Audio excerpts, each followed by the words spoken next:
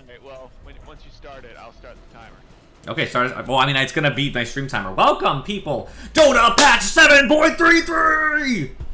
It took an eternity, and I was actually a little slow on this by about 10 minutes because I was playing Valorant off stream because I was waiting, and I thought we were waiting for a pro game to finish, and then they released it mid-pro game. So they have changed so much. Just I did a cursory glance at like 5% of the patch. It is tremendous. I don't even begin to understand anything yet. I am going to dive in the best we can. We're going to play some games afterward and kind of see it. But the map has changed so dramatically that even if you ignore every single hero change across the entire game, it is still so big that it would be a dramatic change. So I just want that to be clear. Obviously, you guys can see some of this intro. Of course, if you play Dota, you can watch it yourself as well. I don't feel any compulsion to keep it around longer than it is. Okay, so they've expanded the map. You just saw it. Just boom, right? It just kicked out, and there's more stuff. That's the biggest, one of the biggest changes. So they're going to try to show us what's on this map. I'm going to leave that for a minute because I want to talk about the actual patch notes, and maybe we'll use this as reference for some stuff. So we'll start the patch notes, which is not... That's not what I want. Okay. 7.33. So, new map. The Dota 2 map has been massively expanded. It is 40% more terrain, plenty of room for more things. There's routes, there's tons of stuff. We'll get into exactly what. Roshan. There are now 2 Roshans, meaning 2 Roshan pits. 1 Roshan that splits between them based on night and day. So on that interactive map, it's going to be over here, and it's going to be over here. I believe this is the night side, this is the day side. And because of that, one team will have the advantage on Roshan at any given time, which makes it more fair. It's going to create a very interesting change as the day and night cycle goes on. He also got increases, which we'll get to his base stats and his drops. We'll get to that. Twin gates. 2 gates now connect the corners of the map near safe lane towers, allowing players to teleport instantly from one edge to the other. That would be right over here and right over somewhere. Hello? There, right there. Twin gates. You channel at them. Lotus pools. Players can now find lotus pools, and you can grab lotuses in them, which spawn periodically, and it gives you stats. It's consumable for health and stuff. We'll get to that. Tormentors. 2 powerful neutral creeps that just kind of stand there. They are also on the edges of the maps. Motherfucker, Falcon. The Tormentor is... Fuck, where are they? There's one... Behind the safe. There's the other. They are on off lane. Sorry, behind off. Sorry. So Tormentors are neutral creeps that do not hit you. They don't attack. They don't do anything. They just sit there. They do damage back to you. They have crazy health and damage resistance. Every time you kill them, they get stronger. But they give you Aghanim shards, and we'll get to that. Watchers are little vision bugs, basically. That's more or less what they do. You capture one, it gives you vision in the area for a while. When you kill Roshan, you get them all, which is cool. Temporary buff, right? But if the enemy channels with them, they destroy them temporarily. They're just gone. Nobody can use them for a while. So that's kind of a thing. Defender's Gates. Haven't even read this. Backdoor to your base with a handy force field that lets your team through and keeps the enemy team out. While the enemy is assaulting the front, you can sneak into the back. That means that when you're trapped outside, you don't need a TP to get into your base. I don't know where those back... That's the Defender's Gate right there.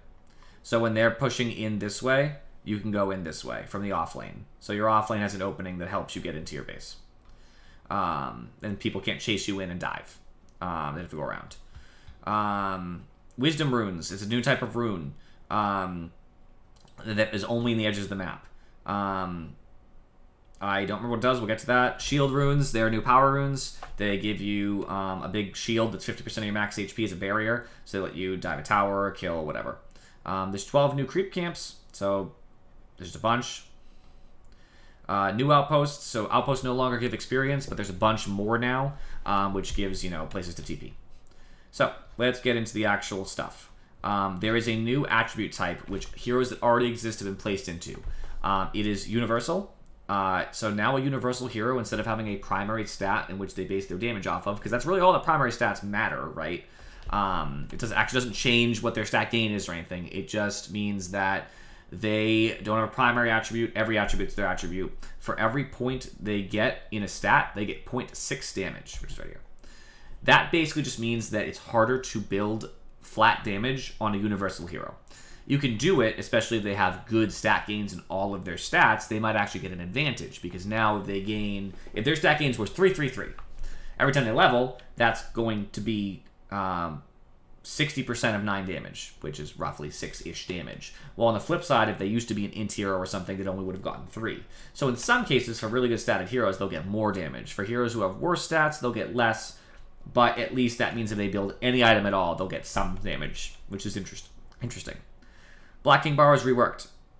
It dispels you, grants you magic resistance, and debuff immunity. While it's active, negative effects from debuffs don't affect you, plus you'll have immunity from pure and reflected damage.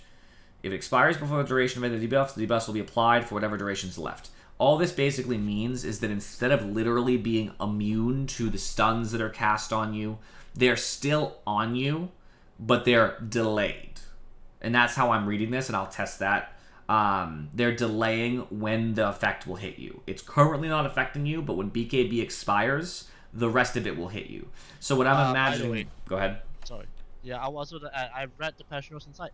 It still works like normal BKB, but whatever that pierces through, damage goes through as well. But the effects of it do not happen.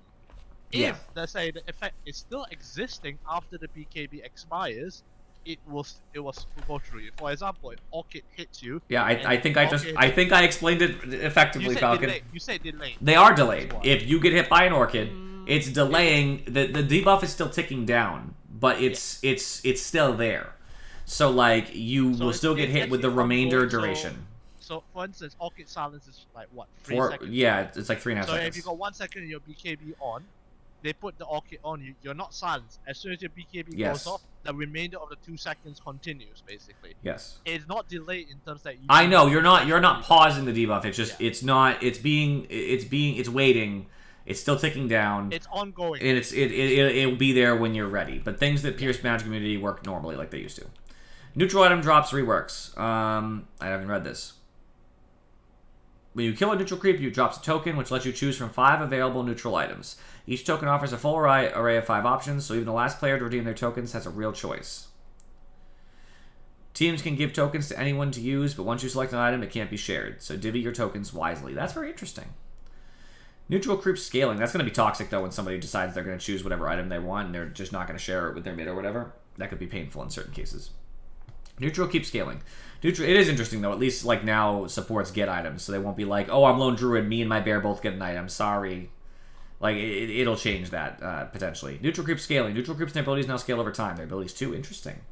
Camps will get harder to wipe out as the game goes on, but heroes with the ability to control creeps are going to have some serious backups, so people like Enchantress and Chen will be stronger. We've reworked the kill formula to make early game kills more impactful and motivate players to gank other lanes.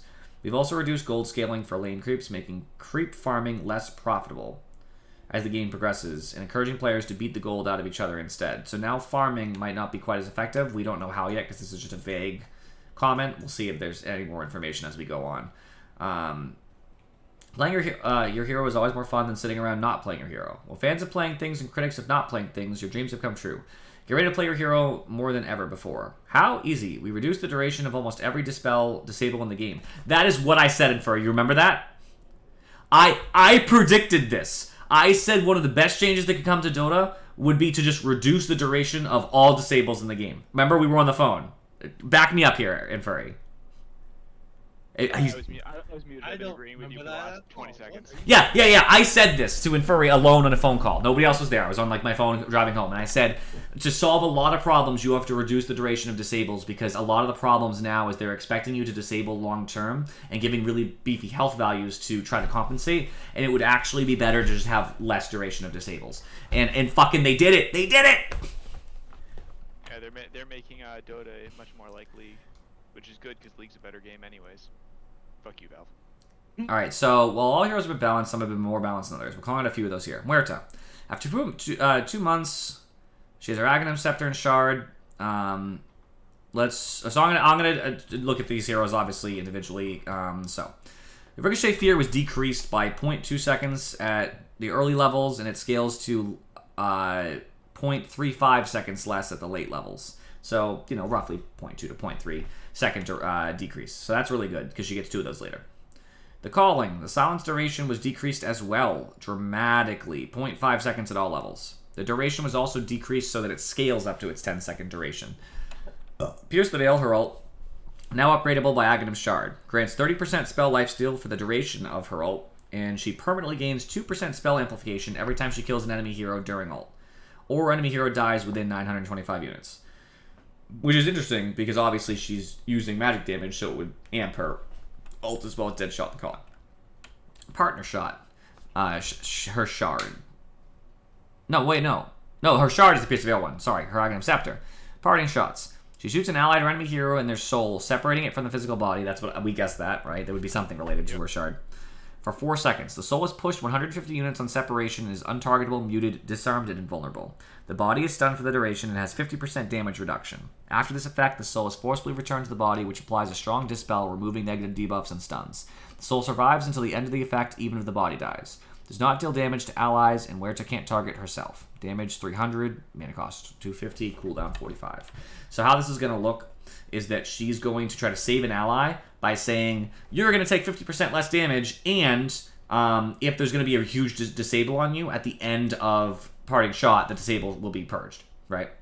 If it's an enemy, it's a big damage nuke, as well as, hey everybody, pile on them, 50% damage reduction or not, we have 4 seconds to unload damage. So that seems like its main use. This is nothing. Alright, clicks. Base damage increased dramatically for minimum and maximum. Base strength increased by 1, so that's 20 health. Searing Arrow's ability removed? Strafe. Clinks and his Burning Skeleton Archers and 1200 gain bonus attack speed and attack range. Attack speed bonus goes up to 220 and 50% for the skeletons. Attack range bonus is 200 for Clinks and the skeletons. Duration is only 3.5 seconds. Cooldown is moderate. It doesn't break Skeleton Walk, so you get to stay in this. Tar Bomb. Isn't that his old ability where his attack speed? Yeah, it basically is. Tar Bomb. Clinks throws a projectile that deals magic damage on impact, commanding Clinks and all Burning Skeleton Archers in a range to attack the target. The radius around the target is also covered in tar for 5 seconds. Any enemy that walks across the tar gets slowed and receives extra physical damage from all attacks by Clinks. So basically, instead of doing Searing Arrows, which would do almost this does a little less than Searing Arrows, but instead of Searing Arrows, you Tar Bomb and you basically get the same amount of damage. As long as you stay in. Spell as well. As long as you stay in. I'm looking for that. Cooldown goes down to 4. Yeah, so it seems like he's not going to do as much damage consistently, but he can do almost the same amount of damage and has higher attack speed now. We'll have to see how that works. Death Pact. It's no longer his ult. It has charges, starting at 1, going to 2, and restores faster. Now creates a Burning Skeleton Archer in place of a killed creep. Skeleton hits to kill 3, skeleton damage 20%, skeletons deal 25% less damage to buildings. Heal and bonus health is now flat, mana cost decreased, creep max level is now set. So this is just going to mean that it's less impactful, obviously. It's not doing that much, it's not doing really damage anymore. At all. It's no damage. It's just a heal and summons a skeleton. Skeleton Walk. Now, duration is increased from its old duration to higher. Bonus movement speed also went up at the early levels. The mana cost is more, though. The cooldown is average. It's in the middle of what it used to be. And now summons a Burning Skeleton Archers when you come out of it, I believe. Or use it, either way. Burning Barrage is now a shard. Also douses enemies in Tar Bomb slow, meaning there's another way to apply Tar Bomb. But it does the old thing that it does, except it's just a flat damage per arrow, 65%. I don't know how to take that. I'm going to have to see Clinks in action. That's too much for me to process right now. That's a lot of stuff. It looks like he'll do less damage on average, but he's going to be more spammable with Tar Bomb and slowing you down. And it looks like he can heal more often because of Death Pact, which I believe will still heal him. So now that means he can do that more often, stuff like that. Arc Warden. All Tempest Double's abilities are replaced with Tempest versions of Arc Warden's abilities, which means they're different. The Upheaval has a 2 Dark Wardens of the Ancients. When playing on Dire Side, Arc Warden will have the Tempest abilities by default, and his Tempest Double will have his normal abilities. This condition is temporary and will go away once Zet adapts to the new paradigm. So that basically means that this is a temporary change. That part of it's temporary. So basically, Arc Warden is 2 halves of a whole. If you play at Radiant, you're one of the halves with your ult being the other. If you're Dire, you're the other one with your ult being the first. That's how I'm reading that. And they're going to probably change it back at some point, is the implication from the condition is temporary. Tempest version provides higher damage for Flux, but lower movement speed penalty, so it's different, but similar. Magnetic Field. The Tempest version provides extra attack range for ranged heroes and adds magic damage to attacks made by allies from the field and has increased duration. Spark Wraith. Tempest version has a shorter activation delay, meaning that when you walk near it, it's like, here we go! It's a faster moving Wraith, longer slow, but has lower damage. Much lower damage. The cooldown for his ult was decreased slightly at the earlier levels. That's interesting. Having different versions of the abilities, I don't know how that will work out because I don't know how much stronger they're going to be. But it looks interesting anyway. It at least makes him a more compelling hero, so I'll take it. Ogre is now a strength hero. I forgot that he wasn't one. His strength gain increased, making him tankier. His base int is 0. Oh! Ogre's the one with no int. Base int, 0. Int gain, 0. Always has 0. Always. He cannot have int. Base mana increased from 75 to 120. Base damage decreased. Notable, actually. He lost 10. He actually needs mana items now. Well, let's see about that. New innate ability. Dumb Luck. Match intelligence is 0. Ogre Magi receives 6 points of maximum mana and 0.03 mana regen per point of strength. Each 20 points of strength also increases multicast cast chance by 1%. Only affects multipliers over 0%, so the 4 times cast chance won't trigger on level 1. I.e., until you have the chance to cast double, until you have the chance to cast triple, until you have the chance to cast quadruple, you can't increase 0 to 1. It just means if you already have a chance listed higher than 0, that it'll increase it by 1. So now we're going to have Heart Ogre, P.S.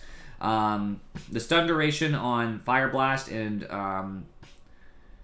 the Unrefined Fire Blast went down by 0.3, which also means when you start multiplying it, that's going to be dramatic. 0.3, 0.3, 0.3, 0.3. So much less. And it says right here it's part of the comprehensive disable reduction.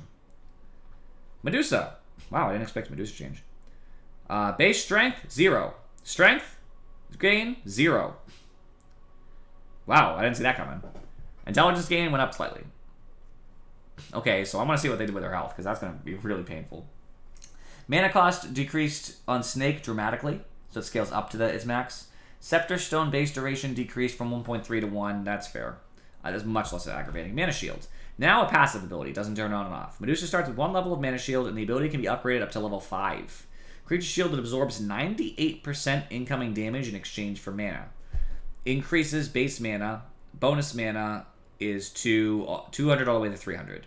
Damage per point of mana is 2 all the way up to 3.2. So meaning it's more efficient, like it used to be. Now if a hero has Mana Shield ability, their mana bar will be visible to enemies. Now also absorbs HP loss type damage, meaning Medusa can block Necro's aura. And what do you call pain? Everything. Yeah, maybe even Soul Ring. Stone form duration was decreased as part of the universal. Wait a minute. So you'd be just spending mana to get mana? Is it more efficient that way? I don't think so. I don't think so. It's also a passive now. You don't have to turn it on and off. No, I understand that. That's crazy that she has no strength. She can be squished. But that means her HP gain is... I know that she has her shield that absorbs 98%, so that's tankier. But as soon as she's out of mana, because it costs mana, she's going to explode. She's way tankier when she has a lot of mana. So when she's stacked, she's going to be impossible to hurt. The moment mana is gone, her health is going to go whoosh, and she's going to explode. This is when you think that she actually has to get a heart. AM, unless he changed dramatically, is such a big counter to her. It always was. It's way worse now. It is infinitely worse now, because if she gets maned out, she's dead. In fact, any illusion hero with diffuser play is gonna fuck her over real hard. Okay, out. Acid Spray. The cast point was improved, meaning that it casts faster. Cooldown was decreased slightly. Mana cost decreased slightly. Duration decreased slightly, meaning it's not on the ground as long.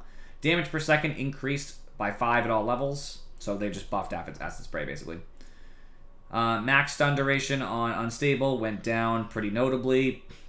Grievous Greed is an innate ability, meaning it's not an actual ability. He just has it. Max bonus gold per kill rescaled 15, 18, 21, 24 to just 18. Bounty Rune multiplier is just always 2, so it doesn't scale either. So he'll get less gold. Corrosive Weaponry. It's a new basic passive ability. Attacks apply a stacking debuff on enemies that reduce movement speed and status resistance per stack. Applying a new stack refreshes the duration, has no effect on buildings or Roshan. So basically, Alchemist can slow you and make you more, less resistant to spells and stuff. Chemical range bonus health was increased, so he heals more at late levels. So that's kind of gross. Okay, more new items. Cool. Blood Grenade. Throws a grenade at the target area, damaging you, by the way. Costs 75 health. Every enemy in that area will take 50 damage on impact and be slowed by 15% and take 15 damage every 1 second for 5 seconds, which means another 75 damage on top of that. Wow. And it's reusable, because it has a cooldown. It's a consumable. But it has a cooldown. Yeah, which means you can't use 2 of them. Boom, boom. Okay. Look at the cost. Does it say it's 65? But it's yes. If you're looking at the not that type of patch notes, it says consumable. Okay. Like the one that I linked it. I'm okay. Sure it says. Thank you for confirming. I appreciate it. It's a consumable, so it's okay. I'll go up and check it again. Just to make no, I believe you. Diadem, just 1,000 gold for 6 attributes. It's not great by itself. It's basic consumable. It's a building item. The diadem. It's not for anything else. Cornucopia. It's basically like a perseverance, but different. It's a little cheaper. Gives almost as much health, but not quite. Less mana and some damage. It's a building item too. Pavice. Pavice? I don't know. Cheaper item, gives armor, mana regen, health, and an active protect. When cast on an ally, grants them a physical damage barrier that absorbs 300 damage. It's kind of like you're thinking about Hood, except for physical damage. Similar, right? Phylactery. 200 health, 200 mana, 7 attributes. Damage just as damage. So. It says your physical damage barrier. Physical damage barrier. So yes, it should be just physical damage. I guess it's in the name above that. Phylactery is a power spell. The next unit target spell you cast on an enemy deals a separate 125 bonus damage to the target and slows them by 50% for 1.2 seconds. Yeah, and so basically, if you're a spammer, you can use this. Remember, the way that they have the shields change now, it's listed as physical and magical damage barriers. Harpoon is real. The leak was real. Harpoon. Very expensive item. It gets attack speed, damage, strength, agility, intelligence, mana regen, a lot of good stats, right? Active. Well, it's the combine of Echo Saber, by the way. So it has Echo Saber as part of it. But when targeting an enemy, fire a harpoon that pulls you and the target closer together, kind of like a Chaos Knight pull. Up to 35% of the distance between you and your target. If the caster's melee, the hero and target are always pulled to within melee distance of each other. So obviously you probably are melee if you have the passive Echo Strike, but you just to stop range heroes from getting the effectiveness of it. Or hurting themselves. Looks really strong. Looks really strong. We'll see how that goes. But pulling people together like Chaos Knight pull is very strong. Disperser. Expensive item. Agility and damage. A lot of damage. It's a garbage item. Active Suppress. If targeting an enemy, slows it for 4 seconds, both movement speed reduction and increase start at 100% and gradually decreases to 0 over the course. They slowly get faster. If targeting an ally, applies a basic dispel, increases their movement speed by 100%, makes them unslowable like an ult. The movement speed buff is decreased over time, so they'll get slower.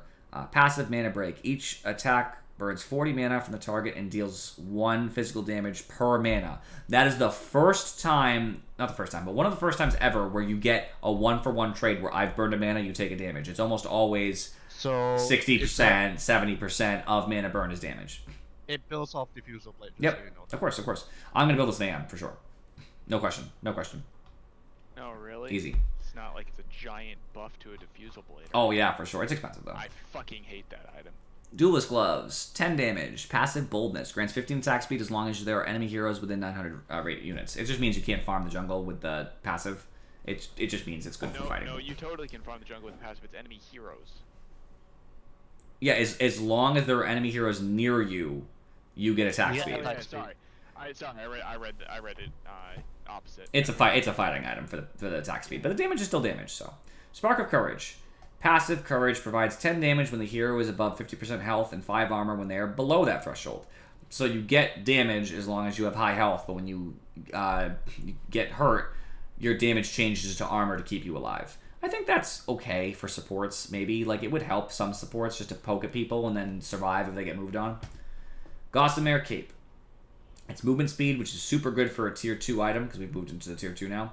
Automatically dodge an attack for an enemy hero every 5 seconds. That's super great. What a great support item. What a great support item. Love it. Defiant Shell, tier 3. Armor, attributes, which is like, it's okay. It's not bad for tier 3. When attacked, the hero counterattacks the target within their attack range. So basically, if I was playing as AM, every 5 seconds if I'm being attacked, I just randomly go like, shaboom, and just hit someone real quick. Not that I would have this item most likely, but like, it's just a thing. Vindicator's Axe, also tier 3. 25 attack speed, passive. Provides 30 damage if equipped hero is silenced, and 15 armor if equipped hero is stunned. So if you get silenced, you suddenly start unloading on people. If you're stunned, you don't take as much damage. This is going to be a really good item when you're playing as an initiator, right? So someone like Mars. I move in, I stun somebody, silencer ults. It's like, oh yeah, silencer? I'm going to start smacking, right? I'm just going to start hitting for big damage. And 30's not crazy, but like good damage. Even like a Sven, like, okay, I'm silenced, and boom, boom. And if you get moved on, and you get stunned afterwards, it's like, okay, I have 15 extra armor, what are you going to do? That's really cool. Dandelion Amulet, also tier 3. Bonus movement speed, 25%. Bonus mana, 300. That's really good, actually. 25 movement speed and 300 mana, that's crazy. Every 12 seconds, blocks up to 300 magic damage from damage instances over 75, meaning it doesn't block anything if they're small, but it does block the big hits. So that's going to be like basically a 12-second cooldown hood, more or less. It's similar. A better hood. So this is actually a really... This might be a broken item, actually. I think that's too strong. That's like way too strong. That's too good. Martyr's Plate, tier 4. 20% magic resistance. 20 magic resistance is okay. That's fine. Redirects 20%... The active, 20% of all damage dealt to your allied heroes within 900 radius towards you. So basically, the tank grabs this and basically says, hey guys, like an Abaddon, for example, would be amazing for this. Hey guys, I know you're taking damage. I'm going to go ahead and activate my shit for 8 seconds, and it all comes to me. 20% of it comes to me. That's actually really good. That's really strong for tanks. Okay, matchmaking. Let's be honest, there are 8 billion people on the planet, and 99.99% of them are terrible at DotA. I love this patch already, just because of how they're wording shit. So, okay, let's see.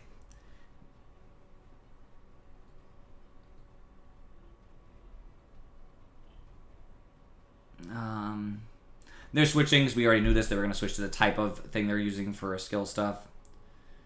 Yeah, Glicko. They're doing Glicko, so... We knew that was going to come. Yep, I'm not going to talk about Glicko. If you want to know about Glicko matchmaking, look it up. It's just a different way to do matchmaking that might have advantages for how you find matches. I don't care about immortal matchmaking. No offense. Sorry, guys.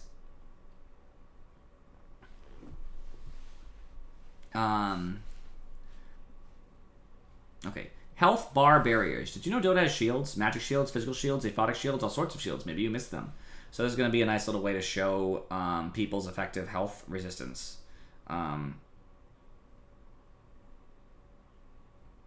Basically, it's just a UI fix. Health bar pips. If something has a set number of hit points, now it has the pips. This little line that denotes that for newer players. For those of us who don't know, right? Actually could help with Phoenix Soul, though. Health cost. Well, most abilities in DotA consume mana, some consume health, and that's never been on the actual spell. So now they're adding it to the spell to show you very clearly, this costs 590 health! Exactly. Super beneficial for Phoenix, for example, or Huskar. Yeah, actually kind of crazy nobody thought to put it there before. Yeah, thank you for acknowledging that. I don't know why you didn't do this before. Okay, let's go to the direct balance changes. So the map is reworked. We talked about it. We talked about the Twin Gates. It's 3 seconds to go. I'm going to skip over some of the stuff we talked about because we fucking talked about it at the beginning. And we're at 29 minutes, and I'm doing all right. I'm so far in the patch. So here is the stats on Roshan, which I said increased. So Roshan actually moves between them by walking. He does not teleport to the other place. He walks. And he has 200 movement speed when he walks, bonus movement speed. Phased movement and 200 magic damage debuff immunity, piercing knockback. Hey, what's going on, Rogue Adventures? So, what's this? A 200 magic damage debuff, immunity, piercing, knockback. Meaning he knocks people out of his way, I believe. That's what I think that means. His current pit is highlighted in the minimap. No longer drops Ag Shard on second death. He instead starts dropping cheese on second death. On third death onwards, he drops an Ag Scepter. when he killed on the Radiant side, and a Refresher Shard when killed on the Dire side. So it depends where he is. Rashawn's HP increase per minute was increased by 15. That's a lot because it's per minute. And base armor increased by 10, making it much harder to kill early. So that's really cool. That's a lot of cool stuff for Rashawn. I like that he walks around. I think that's cool. Everybody always talked about a walking Rashawn. It fucking finally happened. That's crazy. I don't think he's gonna walk around that much, considering he's using the gates on the outsides of the map to get between his portals. Good point. So he doesn't walk much. He just walks to the gate and then teleports, then walks to the gate from there. It's still a good distance though. Like I'm gonna come back to. I'll just look at the map real quick if I can fucking make this work. Where's the extra map? Rashawn Pit is here. Yeah, it's not far. He walks out and then he'll appear here and then he walks in. So he's not going very far. You're right. Good point, Furry. Thank you. Rocket, are you enjoying? Are you understanding better? Yeah. Rocket said he needed me to break it down for him, which is good. I respect it. Okay, Tormentor mini boss. That's the one that doesn't attack. Spawn 20 minutes. Tormentor has 1 health, 20 armor, 55 magic resistance, and 2500 damage barrier, which regenerates at 100 HP per second. Which means if you can't do 100 damage per second, you will never get through this. You get 250 gold for killing a Tormentor. They don't attack or move, but they reflect 70% damage received evenly among all allied heroes within the radius. Meaning that, like, if you took 1,000 damage and the 3 heroes there, I'll say 4 heroes, they all take 250. It deals extra damage to illusions. Oh boy, time to make Sniper kill them. It also comes as magical, so it's hard to resist it. Destroying a Tormentor grants an Aghanim Shard buff to one of the 2 lowest net worth allied heroes that still do not have their shard when it dies. If all heroes have an Aghanim Shard, then destroying the Tormentor gives 280 gold and 280 experience to each hero. That's tremendous, by the way. It's over 1,000 net worth for the team. Actually, almost 1,500, but not quite. Tormentors respawn in 10 minutes after their defeat, each time increasing their barrier regen by 100 HP per second and damage reflection by 20%. So they'll start reflecting more than they take. Added 2 new alternate exit paths to the base near the offlane towers. We talked about those. Those are the ways in. Power runes no longer repeat until all different runes have spawned. So it just does. It prevents you from, oh, a DD again. Oh, a DD again. Oh, a DD again. That won't happen anymore. Oh, the 3rd regen rune. The Scarlet got sick. That won't happen. Welcome to my life. Shield rune grants a barrier equal to 50% of the user's max HP. Lasts 75 seconds. It's going to make someone really tanky. Add a new special wisdom rune. Appears in 2 new spots at the edges of the map near the offlane. They spawn at 7 minutes and every 7 minutes after, and they grant 280 experience for each 7 minutes elapsed to the hero that grabs it. I.e., this is your tome, Rocket. Did the tome give like 750 the first? No, it did not. It gave like 180 if I remember correctly. This is actually more. It's every 7 minutes though, so like it's actually better in timing too. Yeah. So like this is your tome, and there's 2 in the whole game, so if you control the map, you get both for your team. Outposts no longer grant experience because they decided to make the wisdom thing. Flame support though, not the safe lane support. Added 2 more outposts to the edge of the map on the safe lane near towers. I said that earlier. They no longer provide vision or true sight around them. They're just for TPing. Added 8 watchers to the map. We talked about these. They give you vision. And then it'll deactivate and become neutral again after 7 minutes. If they channel, they can destroy it, and it will come back 2 minutes later, neutral again. Lotus pools, we talked about this. You can gain lotuses from them every 3 minutes. Each lotus pool spawns 1 healing lotus. Up to a total of 6 available at a time. Meaning in 1 pool, 6 available. There's always 2 pools. Lotus pools can be channeled to grant 1 healing lotus per second, meaning you can just harvest them for a couple seconds and they're there. Healing lotus is stackable.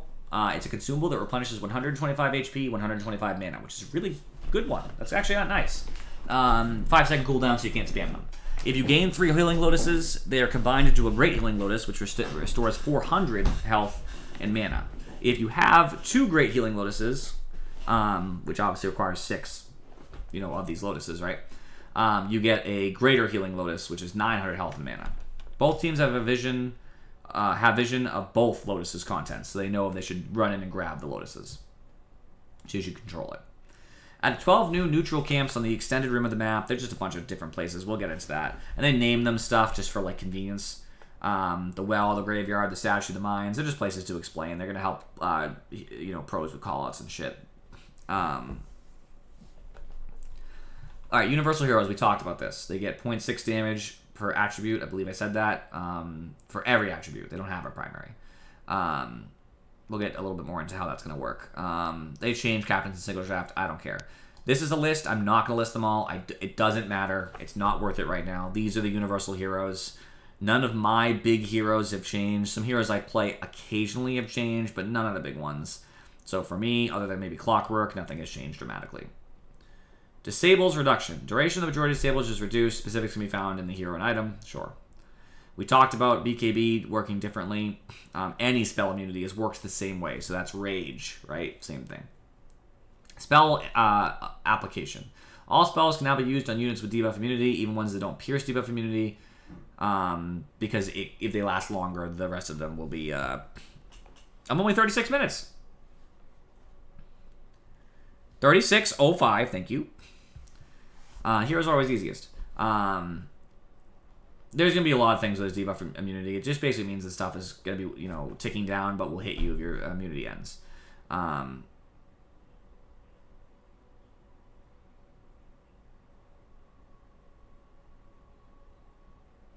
Yep, physical damage isn't reduced in any case. Oh, Jug, too. Oh, that really ruins Jug, I think. Okay, I would love to see this. Okay, Avatar. Who has Avatar? What ability is that? BKB. Oh, right. We already talked about it. I want to see if there's other examples.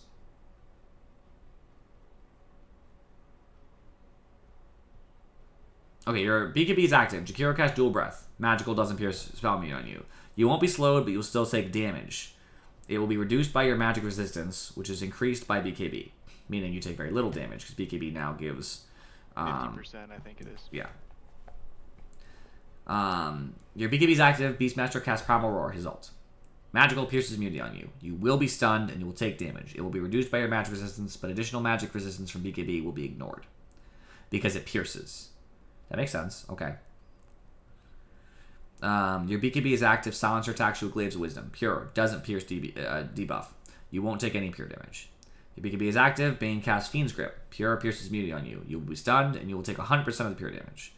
BKB is active, but expires in 1 second. Someone uses Orchid of Malevolence. Doesn't pierce. You won't be silenced for that 1 second, but you'll be silenced as soon as Avatar expires. Your BKB is active. You're using TP. Vengeful Spirit casts Magic Missile. Magical doesn't pierce immunity. You won't be stunned or interrupted, but you will still take damage. It will be reduced by your magic resistance, which is increased by BKB. Okay, that all makes sense. Channeled gold bounty for lane creeps. Changed gold bounty. I thought channeled. What the fuck? Melee creep gold bounty increase per upgrade. Decreased from 1 to 0, meaning they don't upgrade the health at all. Sorry, the health. They don't upgrade the gold they're worth. Super melee creeps also do not increase. Range creep gold bounty. They halved the bonus. It used to be 6 up for per upgrade. Now it's 3. Same thing with super ranged. So that's weird. Range creeps will be worth so much more in the later time. Oh, Coordinate's updating. Change gold bounty for... Sorry, rework gold assist formula. Old formula. I'm not gonna understand this one. Let me give it a shot. That was my opinion when I got to it too. Victim net worth. Let's say someone's worth 10 grand, which is not very high. You're gonna use to multiply it by 38, or is it to the power of 38? No, it should be multiplied by that. Okay, whatever. If it's to the sorry, it's 0.038. So maybe it's to the yeah. no, because the power of It's less not than to the 1. Power, that would be infinitesimally small. Yeah, okay. So times 0.038, and then it was at 30 was added on top, and it was split. Now it's a smaller number, so that the net worth is going to count for a little less, but they're adding 50. And they're going to add 10. I don't know why it's just 60. I don't know why this 10... Oh, it's after. That's after. So you'll always get a base 10 no matter what. So the 10 isn't affected by the number of heroes. You'll always get the 10. That's why. It looks like the net worth matters a tiny bit less when you get assist gold. But the base numbers being added on top are probably going to account for that. So you'll probably end up getting a little more, I would think. Unless your victim has crazy net worth, in which case you're actually going to lose some. So when you're talking about someone who's worth 47,000 net worth, I think you're going to get less money now as an assistant. But in most cases, you're going to get more, I believe. All units now gain 15 movement speed. All units, what? During the night. Effect is doubled for heroes, but it can be broken for 5 seconds upon attacking or taking damage from player-controlled sources. So basically, you're fast until you get into a fight. Wow. Nobody guessed all units. Base hero HP decreased from 200 to 120. People have less health? Let's go. HP per point of strength was increased by 2. Oh. Intelligence now gains 0.1 base magic resistance per point. It's minor, but we'll take it. Damage immunity is now calculated before any damage reductions or barriers. A Photic shield won't be consumed if the hero is damage immune. Oh, cool. Okay. So if something was making immune to damage, you won't waste a Photic. Magic barrier is now calculated after magic resistance reductions. So that means your pipe aura, sorry, not the aura, the 400 block won't just be 400 off the top and then you'll get hit and then resist whatever's left. It's, oh, how much damage would you have taken from 400? Oh, you have 50% match resistance? Okay, so instead of the 400, you're going to take 200 to your shield. That's a huge difference. That's a huge buff to pipe. Oh, that's hilarious, Rocket. It's just a buff to shields in general. Mm-hmm. The HUD has been updated to display current barrier values. We already talked about that. Added support for damage barriers to be shown on the health bar. We talked about that. Added special health bars. We talked about that. The HUD now shows attack speed, magic resistance stats, and the portrait area at all times, which means it's easier for you to see some of the... Hey, thanks for the sub, Invery. Easier to see some of your stats by your portrait, which I think is always an advantage. Multiple negative effects of the same type from different abilities now will show as separate debuffs in every instance. If you're Clockwork and you stun with Hookshot and Battery Assault, 2 separate debuffs will show. Interesting. Health cost is now shown in HUD, similar to mana cost. Mana cost reduction effects now only apply to mana cost. Previously, effects that replace mana cost with health cost would still benefit from mana cost reduction. So yeah, it's just Huskar, I guess, would take less health damage when he cast Burning Spirits if he had like a Kaya or whatever. Tell me, Kaya, does that even do that anymore? Yes? I don't know. Target dummy no longer has intelligence, which means AM can't use a target dummy to test, which is weird. Alright, back. This is neutral creep updates. All neutral creeps now have 4 levels of certain abilities because they now stack, which we talked about. Abilities are upgraded at level 2 at minute 15 and level 3 at 30. It doesn't even say when they get level 4, but I'm assuming it's 60. Chen's Aghanim Shard increases the level of the follower. Oh, okay, so only Chen gets their level 4 abilities. That's fine. I just wanted to clarify. Level 4 abilities are Chen only. Kobold. Prospecting Aura Gold now just scales up, which is cool. It makes it more desirable. The Foreman, the Speed Aura scales up. They basically all just scale up a little bit. Steel Weapon scales up. Venom Weapon scales up to have actual damage. And the regen goes up. I mean, I don't really care to talk. They're just all increased. I could just tell you all jungle creeps are going to do more. Unless I see something tremendous, it's not going to be a big deal. You know what I mean? Like, it's just all creeps are going to do more damage. All creeps are going to have longer CC stuff. Other than the fact that universally disables are lower. They're all going to, give more of whatever they give. I could sit here and talk to you all day about, wow, the Hurricane cast range increases. The cooldown, decreases as they level. But I don't even know if that's worth it. Oh, that accuracy on this one's like... Okay, you know what I'm going to do? I'm going to read through real quick. I'm only going to say the ones that matter. So I'm going to, literally, go through real quick. Cooldown, don't care. Cooldown, don't care. It's interesting that Hill Troll Priest can heal from farther. That's good for Chen. I don't even know what Vex does, but whatever it does, that sounds meaningful. Oh, by the way, good for Doom as well. Don't forget that. Yeah, Doom can absorb these abilities, yeah. Frost attack, movement slow, so it's more slows. Shen's going to have a bunch of slows now. The Chain Lightning on a Harpy Stormcrafter is much higher, and it's less reduction. That's pretty painful. The radius of the stun on the ogres is bigger. And the base damage is bigger. That's pretty painful. Shut up. Bigger crit, which is really painful for Doom because it's 100% more damage. Mud Golem can split into more Mud Golems, which is pretty painful. They have more health, more damage. The War Stomp has more damage. Bigger magic resistance. Don't care. Ensnare has much more cast range. That's big. The Hill Troll having an additional almost 275 range. Fucking, that's crazy. That's crazy. Cooldown on Thunderclap is less. That's really painful, actually, especially the damage.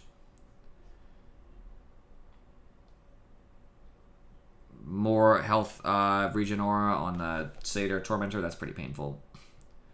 The mana burn on Satyr Mindstealer is looking really painful, too. That's another mana burn ass situation I hate. The Purge cast range on the Banisher is increased. That's really strong because the Purge is obviously an amazing ability. Don't care about the Hurricane. Fuck the Hurricane. Fuck the Tornado. Siege Shot bounces have increased dramatically to 12. That means that Shen can now just clear a wave. So can Doom. Just like, boop, bye wave.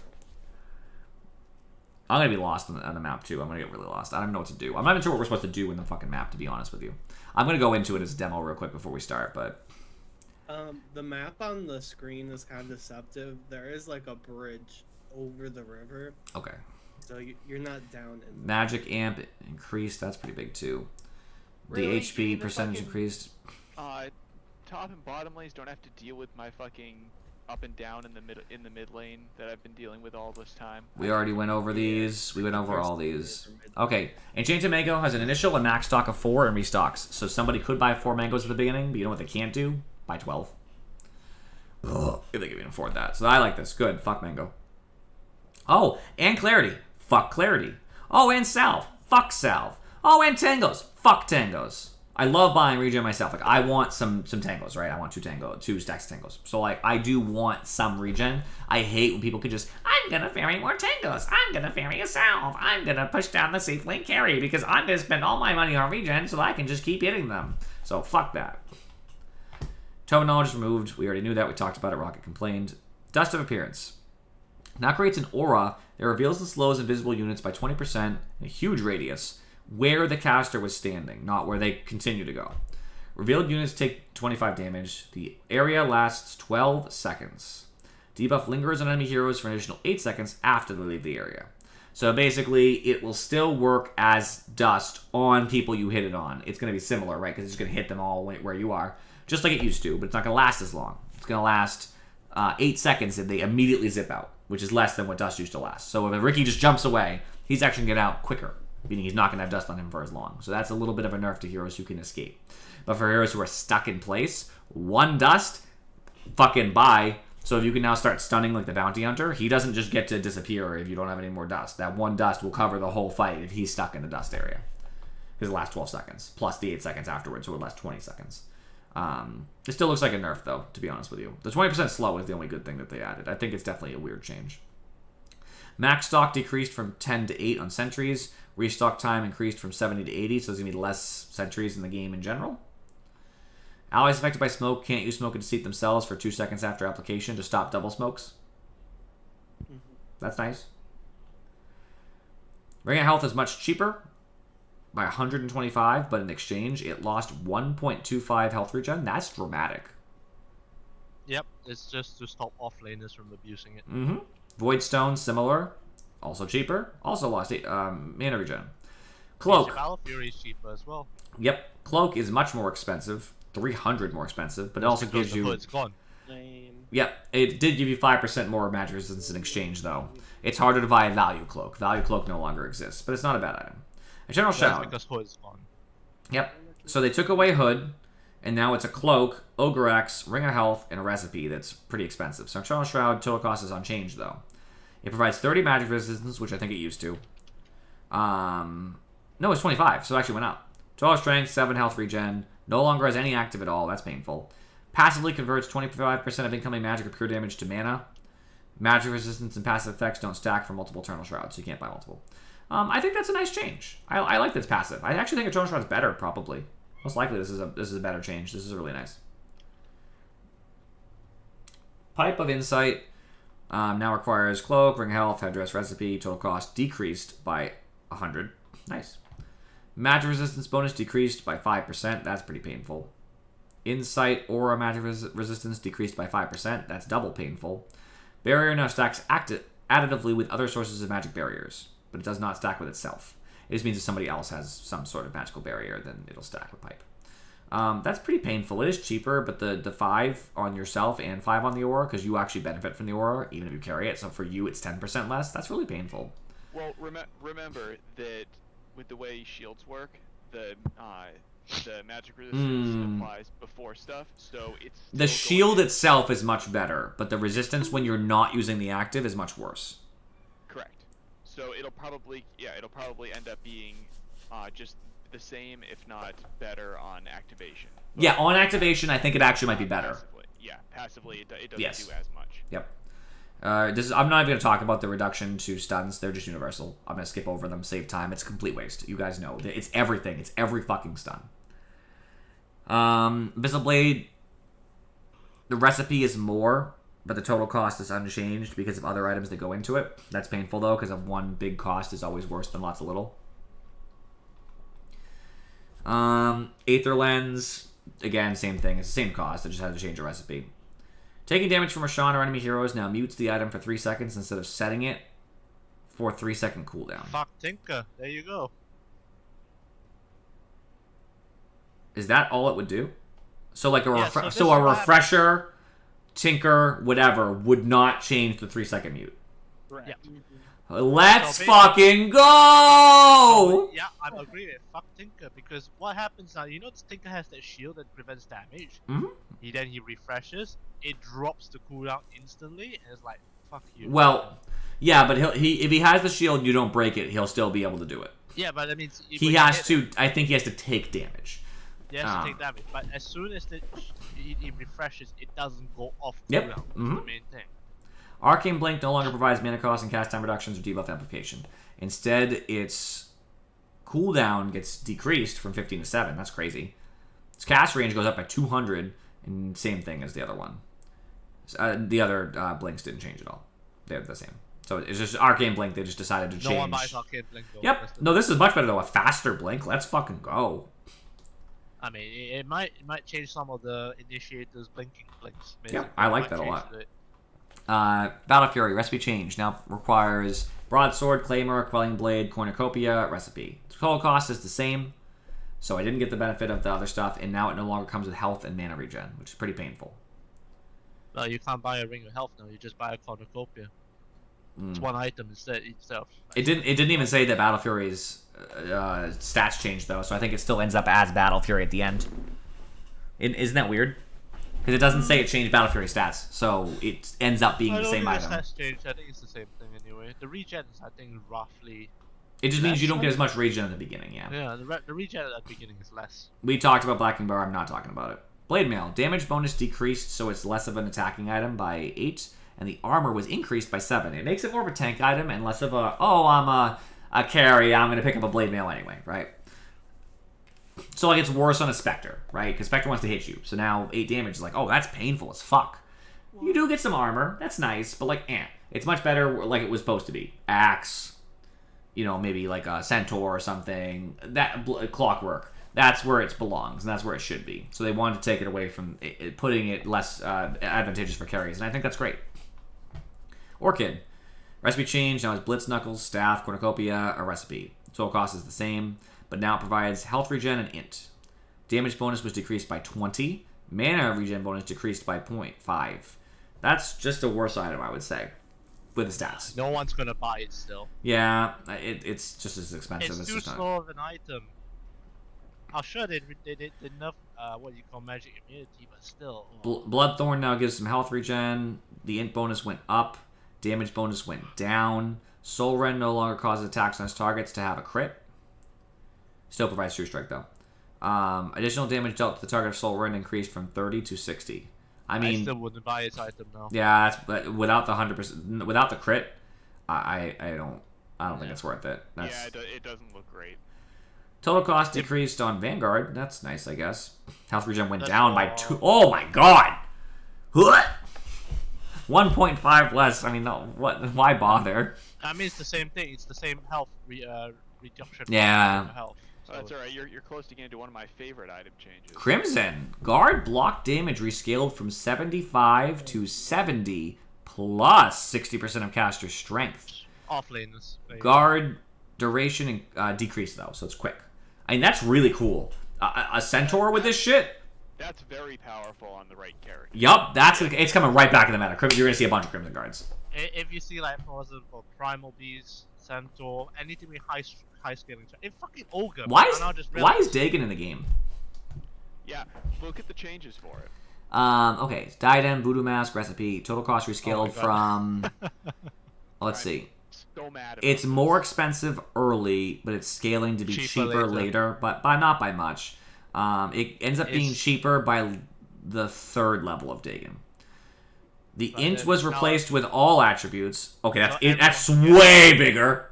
Yeah. everyone can do it. No, it's not everybody. That means no matter what you are, you get health, damage, because it doesn't matter. It's made for universal heroes, I think. Yeah, especially, yeah. Now also provides spell lifesteal. Yep. Energy burst, now spell lifesteal is 75% of damage done. So it's spell lifesteal for all your other spells too, but also if you blast someone, you get health back. It kills non-ancient creeps, that's whatever. Guess what it does?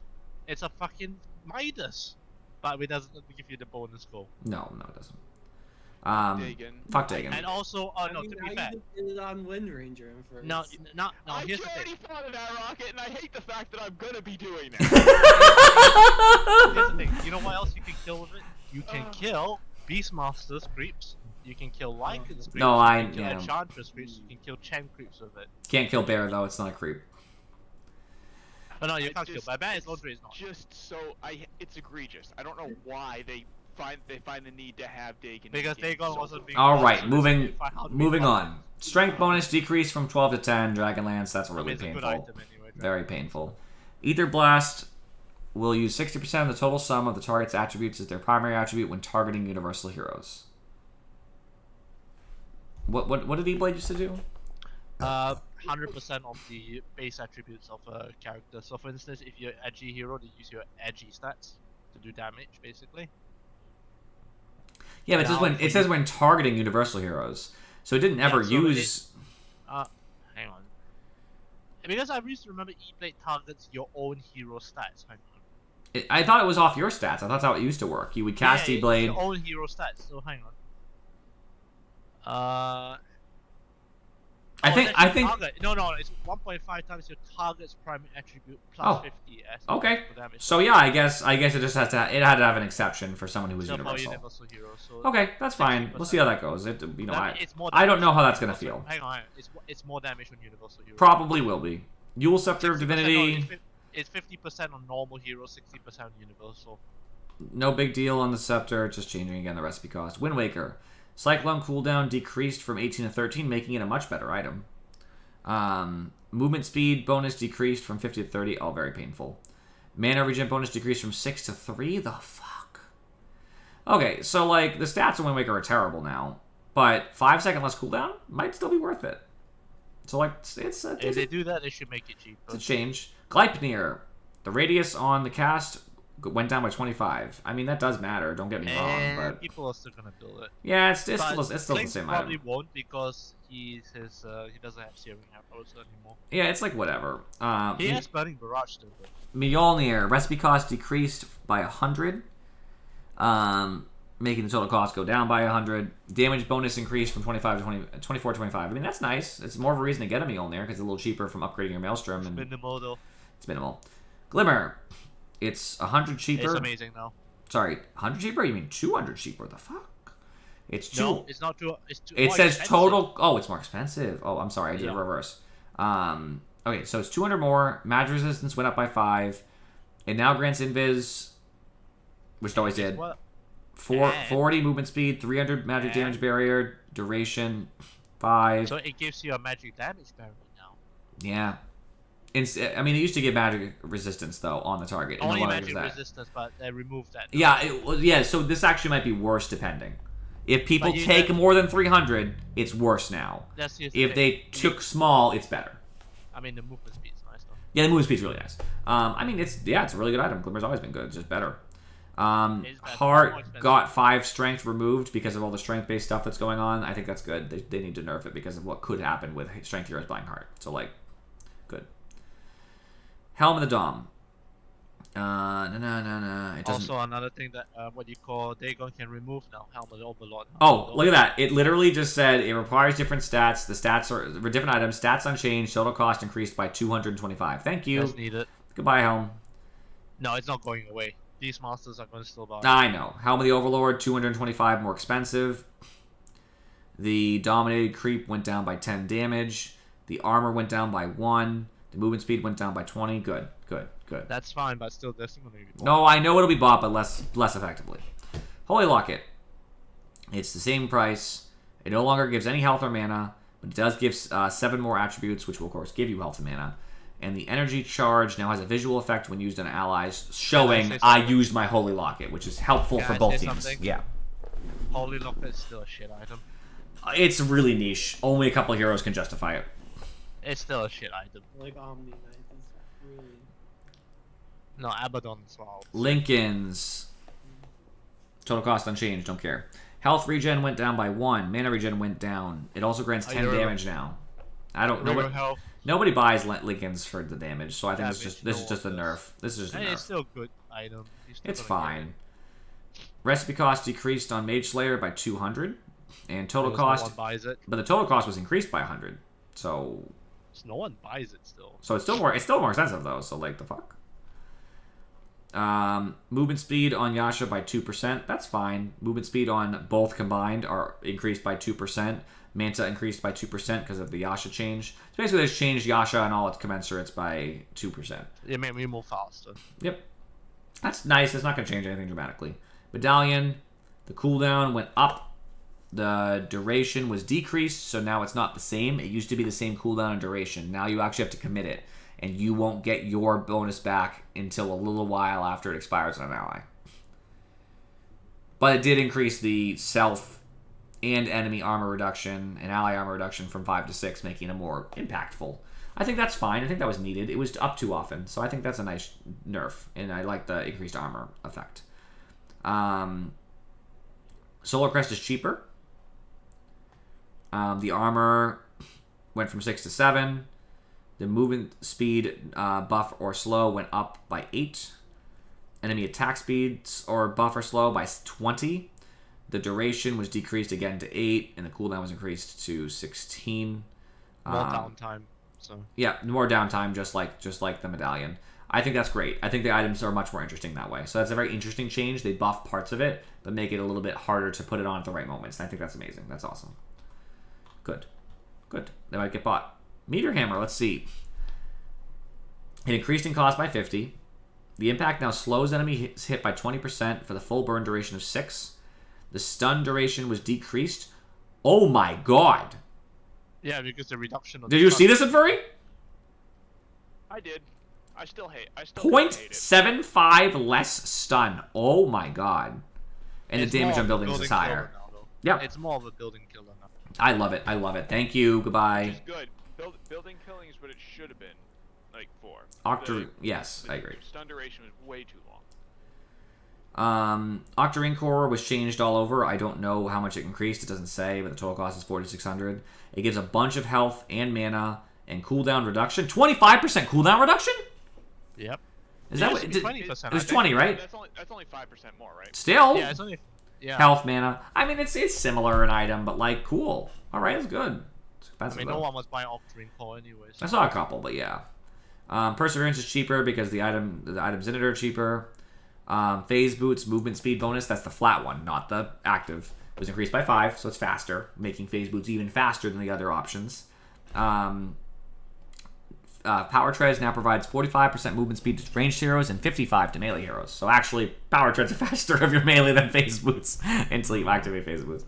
Wow, that's a really big kick in the nuts to ranged. That means, you still like Phase I mean, I like that because I play anti-mage, and they used to be 50-50, so now I'm going to have an extra 5 movement speed on my Power Treads. To be fair, Phase Boots does give you the ability to run through stuff. So yeah, phase movement speed, I know. I'm just saying I'm glad that Phase Boots are a little bit better on the heroes I do play with them, and I'm glad Power Treads for my melee heroes are better too. Refresher Orb. Yep. Total cost is 5 grand, which is unchanged. Health regen went down, mana regen went down, but it does give you damage, which on Refresher doesn't feel super impactful. To be fair, It's probably still a buff because the difference in the health and mana is so minor that it's probably slightly a buff, but like it's not going to change anything. I mean, it's not going to change. That's mostly mostly. Bleh. no one cares about the health regen and mana regen on a refresher. Yep. They want it for the cooldown reduction. I mean, refresh. Matters on Zeus though. Zeus actually does benefit from this, so this would be hurt to one. You know, damage bonus decreased on Satanic. Thank you. I don't know. One of the Zeus changes means that's actually not a terrible thing. No, it's not terrible. We'll get there. Almost there. Almost there. 13 less damage in Satanic. No, Thank you and goodbye. We'll still see Satanic, but that's a huge nerf. The damage is fine, but you know you use it for the 100% lifesteal. And Of course. Total cost on Scythe went down by 125. Okay.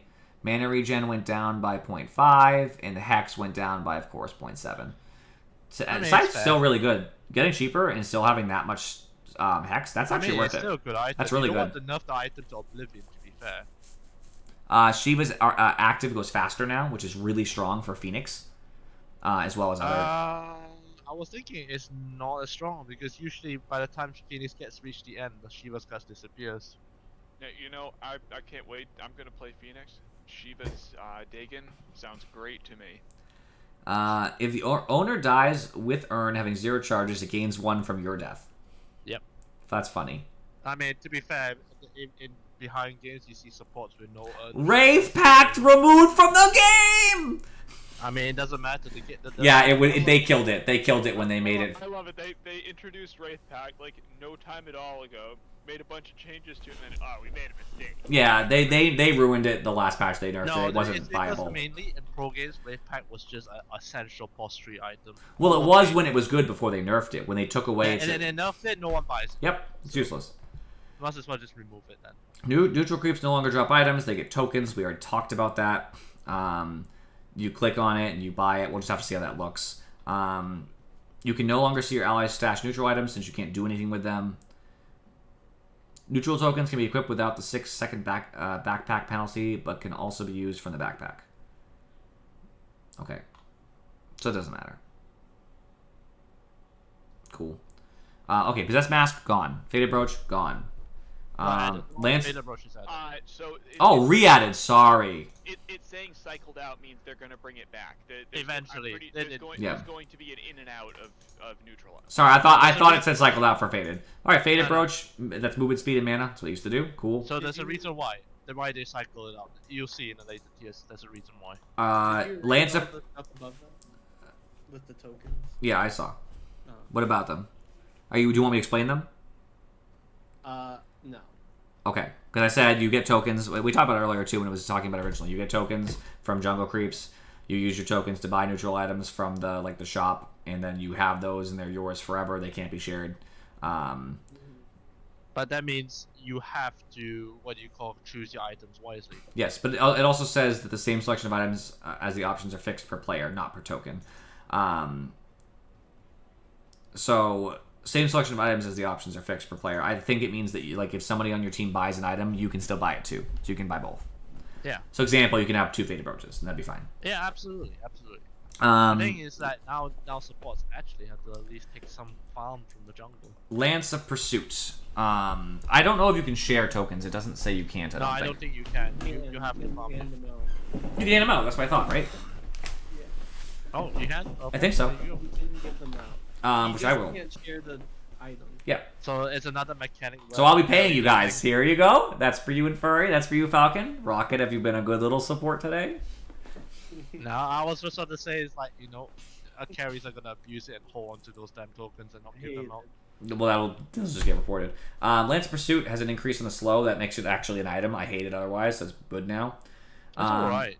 A cult got big bonus to its stats and magic resistance. Cool. Seeds of Serenity actually gives real health now, and the regen was increased on its active. That's cool. Summon Cobalt's now controllable by the player that dug it up. It's nice. You can help it with push and stuff or whatever, help to farm. We already talked about Spark of Courage and Duelist Gloves. I don't really need to talk about those. Brigand's out. Dagger out. Nether Shawl was removed from the game. It's never coming back. Mm-hmm. I don't think a lot of people will use it, depending on the game. I mean, with Fairy's Trinket, it was an absolutely useless item. Pupil's Gift now provides half the value of attributes to Universal Heroes just because it gives too much stats and they didn't want to Yep. It's supposed to not give you your primary stat. That's the point. So they had to nerf it. GPM on Philosopher's Stone went down by 15 because it was... sorry, 5. Not 15, 5. Not that much. It's not much. It's whatever. Guess what's back? Orb of Destruction is back. But it's moved down to tier now. Yep. Impending Corruption armor reduction was decreased to 3. The movement slow was also decreased. Cool. Buffed specialists. Vampire Fangs are back. Yeah, that's why they removed the Cyclone. Yep. Possessed We talked about Gossamer. Blast Rig was moved from the game because it's, I don't know, it's really good actually. Ceremonial got a small buff. Enchanted Quiver now provides 50 attack range shares only. That means always, so it still gives you the really long attack on the cooldown, but now it also gives you attack range. That's honestly, I like that. Me too. I think it's great. I felt like Enchanted Quiver needed a little. Yeah, usually I find something better depending on the hero, so now I'm like, okay. Well, I mean, it depends on the hero, but for a lot of them, I just like Grove Bow over Enchanted Quiver just because it felt nicer. Flicker. And now it's actually better. Flicker, gone. Witchbane, gone. Havoc Hammer, Slut buff. Mindbreaker moved up a tier because it's too good. Magic attack damage bonus was increased by 20. Oh my god. Attack speed bonus increased by 5. The silence was increased from 1.75 to 2. Holy shit, Mindbreaker, let's go! It's a tier 4 item. Yeah. Stormcrafter makes you faster now. No longer has the active, which was the purging yourself. That's a huge nerf. But the passive ball lightning hits 2 targets instead of 1. So you're faster, you hit more people with the passive lightning, but no purge. I like it better because I don't want the active anyway. We talked about Martyrs. Agreed, even if it's better with it. Apex gives less attributes to Universal for the same reason as other stuff. Fallen Sky, stun duration was decreased by 0.4. Okay, Heroes. We're only at an hour and 11 minutes. We're almost done. Which is my cue to go back to bed. Yeah, see you guys. right. See you, Valkyrie. Well, thankfully, some of the stuff doesn't matter terribly, so I can just... It depends what it is. Abaddon, Universal. I'm not going to talk about Universal Heroes. You're just going to have to play them to find out how they're going to play. I don't know. Base damage got fucking destroyed. Destroyed. Absolutely gone. Does no damage. Strength gain, reduced. Agility gain, reduced. Intelligence gain, reduced. Damage in level 1 decreased by 4. Oh my god. Damage gain per level increased from 2.6 to 2.82. Damage gain per level, what does that mean? Nobody gains damage per level unless you're talking about their stats. I don't know what that means. Right? Anybody else want to take a try at that? I just play Dota. I don't know what it means. They do scale harder in theory. Like I said, just remember when you're talking about all of the base damage changes and whatnot, that happened for every universal hero. So it's just a balancing aspect for the fact that their stuff scales off of all 3 attributes. We already talked about we talked about aphotic. Over anymore in lane? What'd you say? Not gonna screw you over? I'm not gonna sit there and hit me with arrows over and over. I don't know. We're gonna find out. Borrowed time cooldown increased by 10 seconds at all levels. Huge nerf. Honestly, this is gonna really hurt Abaddon's early game. I honestly I hate to say this. I haven't seen the other Universal heroes. He feels unplayable because of how bad he'll be early. I hate to say that. I'm not trying to be a reactionist in this case. It just doesn't seem playable. We already talked about the entirety of Acid Spray. We actually talked about everything with Alchemist. He was listed earlier, so I can skip him. AA. Stun duration was decreased. Again, I'm not going to talk about them tremendously unless I see a dramatic difference. They reduced the Aghanim Shard from Ice Vortex, which was what was making it deal damage, I believe. Now it deals damage per second to enemy units in the area always. The duration was decreased, though, so it's not up very long early. The cooldown was also increased early levels, so you can't spam it. Ice Blast is now what Ag Shard affects. Abaddon's value was also aphotic shield dispelling, which is less valuable with less stun. That's true too. Enemies hit by Ice Blast Explosion are stunned with the current level of Cold Feet for 60% of its duration. Doesn't stun debuff immune enemies, of course. That's pretty... I mean, I think that's fine.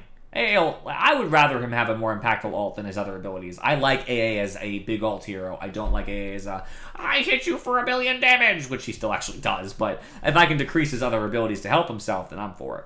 Anti-Mage. Lost 2 strength. Fair. Base health regen went up. That's pretty cool. I don't know if I'd take that trade. The base health seems more impactful, but it seems fair. I can't complain. Mana burned per hit decreased pretty dramatically. I think that's fair. He does burn too much. I'm not going to lie. Since he can use Diffusal and the improved Diffusal now... Don't say that until you read the next bit. Max mana burn per hit increased, which was basically how much it increased with the talent. Because his talent brought him to 4%. So if his talent still exists, now he'll have even more when he gets the talent. But technically speaking, that's just front-loading what his talent was, and then he gets the talent too. It does seem to matter. That's cool. Now places a slightly different sound on the targets below 50% mana to warn you. He's even better against Medusa. Oh, yeah. Yep, percentage is more important than flat. Cooldown increased on Blink at the earlier levels. That's fair. No complaints. And his cast range talent got lowered too for the Blink. I mean, that's fine. He's going to burn more mana, but everything else is seeming a little weak, and that's okay. We already talked about Arc Warden. We talked about every change with him. Skip. Axe.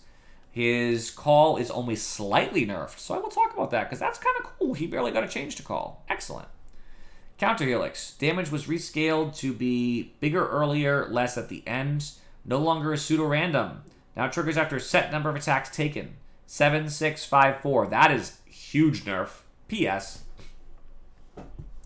Aghanim Shard no longer increases proc chance. Now reduces the cooldown of Counter Helix to 0 seconds. Which means that it doesn't have a... it's a 0.3 second cooldown originally. So no matter what, if he just spun, he cannot spin for 0.3 seconds. Now Shard says, nope, he can spin whenever. So if you were literally getting hit by like a Wind Ranger and somebody else, now you could be like, at the max level, 1, 2, 3, 4, spin, 1, 2, 3, 4, spin, 1, 2, 3, 4, spin. And that would, of course, increase the chances of you being able to do such a thing. But I still think this is a nerf. The change to Counter Helix damage and the change to pseudo-random, from pseudo-random is not good.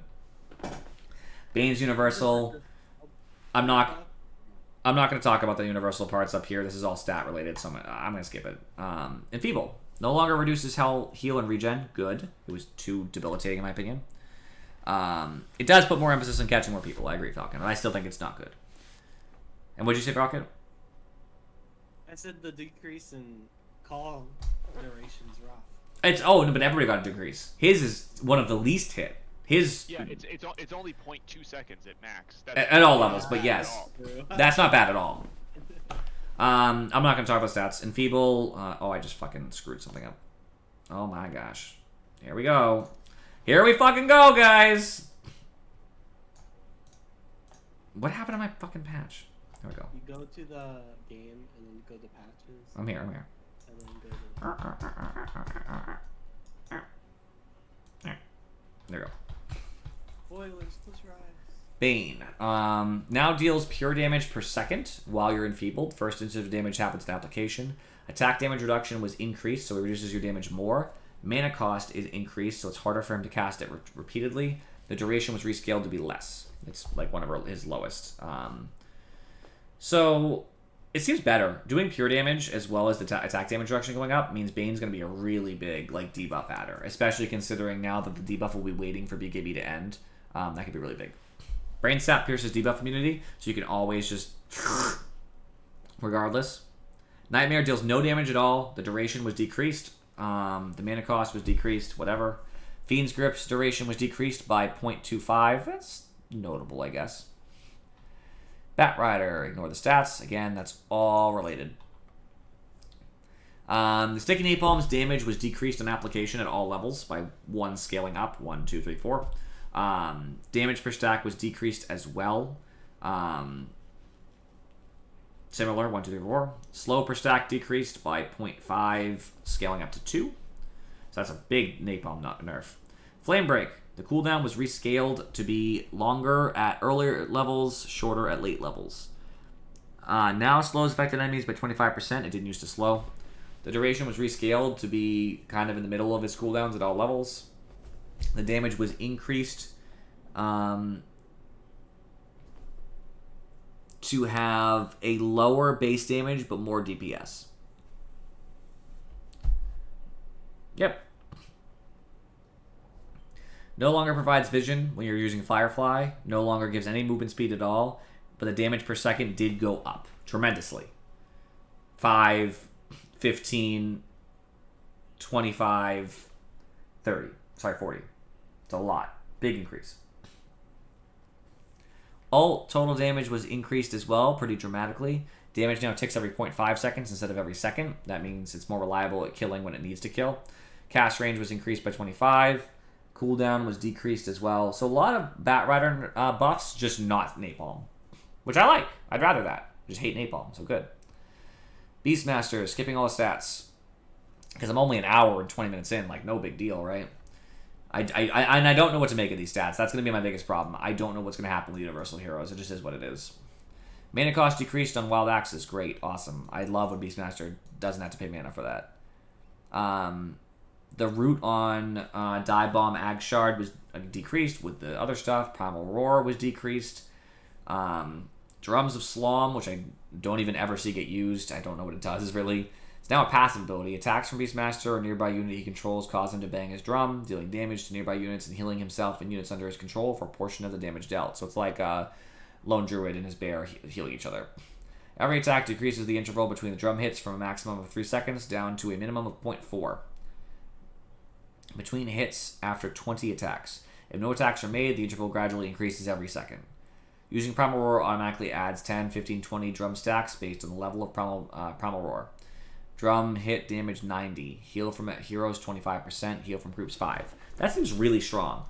Beastmaster is now just going to suddenly like be attacking you with his creeps, and it's going to be like bang, bang, bang, bang, bang, bang, bang, bang, bang, bang, bang, bang, and it's just going to start fucking annihilating everything near Beastmaster and healing him for a ton of health. So I hate Beastmaster. I don't know what to say. Blood Rage. Max health damage per second was decreased by 0.2, helping Bloodseeker not die from his thing. Pure damage from Ag Shard is now dealt as a separate instance of damage. It's unrelated. Rupture's cooldown was rescaled to be a little higher at level 1, but it gets better by level 3. The move damage was increased at the earlier levels slightly. Blood Mist now passively turns all your overheal from your own abilities into a damage barrier up to 50% of Bloodseeker's max health in addition to its active effects. Barrier decays by 0.5% of max health per second. So basically, Bloodseeker can use Blood Mist to give himself a big damage barrier.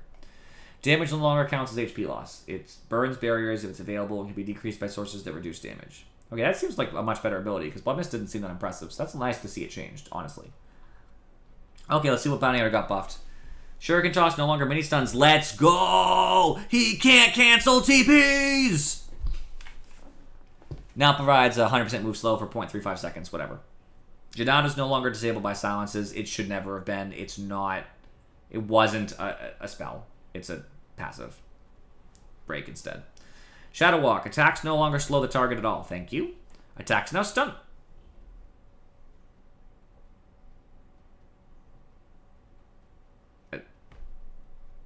Why? Why? I don't... Because it's a passive, it's not a spell. It's Shadow Walk. Shadow Walk. Why? Oh, yeah. Slow is bad enough. You want to stun? And for a long time, 1.6 seconds? Why? At least the shard's worse. It doesn't have charges. That's a nerf. I don't. I'm banning Bounty Hunter. I'm not even trying to talk about it. I mean it. I'm not even kidding. I'm just banning Bounty Hunter. Like in Furry, like literally, please tell me why they would give him a stun on his Shadow Walk. Drunken Brawler. Void Stance is now part of the basic ability. Void Stance status resistance decreased. Void Stance slow on attack decreased. Okay, well good. I guess. Alright. Yeah, I agree with you, Falcon. I like that it doesn't do a mini stun, but he just got a real stun with his right click, so it's not better. They changed the spell immunity on Earth, of course. The damage was decreased on Earth. The Hurlboldo stun is worse. Storm Bruling damage was decreased. Cyclone duration was decreased. Fire Bruling damage was decreased, except at last level, by the way. He's the only one who actually did increase at the end. Void Bruling is now part of the basic ability. It means he doesn't need the thing to get the Void. Aghanim Shard now extends Primal Split duration by 12, and grants Bruling the Primal Split cancel ability, which means he can get out of it, I guess, which is interesting. Void Bruling Astral Pulse ability replaced with Astral Pull. So that's the Void Bruling can target allies and enemies and pulls the target and Void Bruling in the target direction. And they receive damage. It's interesting. The pull might be really strong, actually. But it's going to require a lot of micro. I like it. I like the nerfs here, and I don't mind if it gets a little bit of a buff with the Void Bruling. I'll take that. If I can get just nerfs to Brewmaster, fine. Bristleback now provides Warpath stacks with each cool spray released. Thank you! I don't know why he would release passive stacks from getting hit and not get a stack to his Warpath. Tasting excess damage over the Quill Spray threshold is maintained, and multiple Quill Spray tracks can trigger from a single source of damage. So, example, Finger of Death! They're just going to shoot out 3 or 4 stacks. That's what's going to happen. Good. Makes Bristleback a playable hero, maybe. Mana cost decreased on Hairball because it's kind of a bad ability. Cool. Good for you, Bristleback. Maybe you'll come back to the meta. Brew Mother. Ignore the Universal. Ults. Base attack damage bonus rescaled from a flat damage to a percentage of base damage, which is actually going to end up being more as she levels. So worse early, better late. The Aghanim Shard base attack damage bonus increased per second, rescaled from flat to a percentage. Spin Web gives less health regen. Good. Makes it harder for her to stay. Spawn Spiderlings, the spit. Actually, I forgot Spawn Spiderlings is the ult, right? The spit does less damage early. So I would say these are probably a buff later for the Insatiable, but a nerf in general. Nerf to Web, nerf to Spawn Spiderlings. So good. Centaur, obviously, don't care about the Hoof Stomp. Double Edge cast point was improved, making it cast a little faster because it is slow to cast. The Retaliate return damage was rescaled to be a much lower percentage earlier, but it scales up a little better. That's actually painful. I'd rather it be higher early and not late. It's the same. Yeah, it was nerfed all the way up to the point where it builds to the same, but it's no better. It's just the same, so it's still a nerf. Whether it builds to the same or not, it's nerfed at all other levels, so it's a nerf overall. Especially since she doesn't want to max this anyway. Chaos Knight. Of course, they changed all the stuns. That's whatever. Chaos Strike. Critical life steal increased by 10% at all levels. Creeps, it's reduced though, so he doesn't get as much from the creeps. Cool. Holy Persuasion now grants Chen gold equal to the creep's bounty when dominating it. So it's like he killed it. Why? I don't understand why that would be. Ag Shard now adds 1 level to the upgrade abilities. We already knew that. So now he has to buy his Ag Shard to get those creeps to be a little bit better. Shen's going to be so complicated now that creeps have other abilities that are being used and leveled up and stuff. This is a whole mess. Clinks we already went through. Clock. Universal, don't care about any of that. Power Cogs now applies a magic barrier to all allied units in Power Cogs when cast. 50, 100, 150, 200 to prevent them from blowing up. The knockback duration was decreased when you walk into a cog, which honestly, even without the rest of the changes, I think is good. I hate being like, whoa, as I hit a cog if I'm an enemy. Knockback effect now interrupts most force movement abilities. Exceptions are Flaming Lasso, Center Warrunner's Hitch a Ride, and Tusk Walrus Kick. But in general, if you were like, I'm going to fly over the cogs, or I'm going to sorry, not fly, but if I'm going to get Force Staffed, you'll still be like, and get knocked back. Rocket Fair now also slows movement speed of hit enemies by 100% for 0.4 seconds. That's a huge buff. That's gigantic. Because it's so cheap and you can do it all the time. They obviously nerfed that. I mean, overall, I think the barrier is a really big buff to Clockwork. He's probably still pretty good. Base damage increased by 2 in CM. Good for you. Damage tick interval decreased from 0.25 to 0.2. That just means it does its damage more regularly over a period of time. It's actually a buff, technically. Freezing Field's cooldown decreased from 100 down to 90 at the max level. I mean, that's fine. They buffed her attack speed talent. I don't know why she has an attack speed talent, but whatever. Darkseer, again, the tick went down. They just want the intervals to be low. Increased. It doesn't tick as often. Okay, good. Fuck Darkseer. I like that. I would rather it not do damage as often. It's good. The max stun duration ruined a normal punch. Max damage increased in the lower levels of Shadow Realm. Whatever.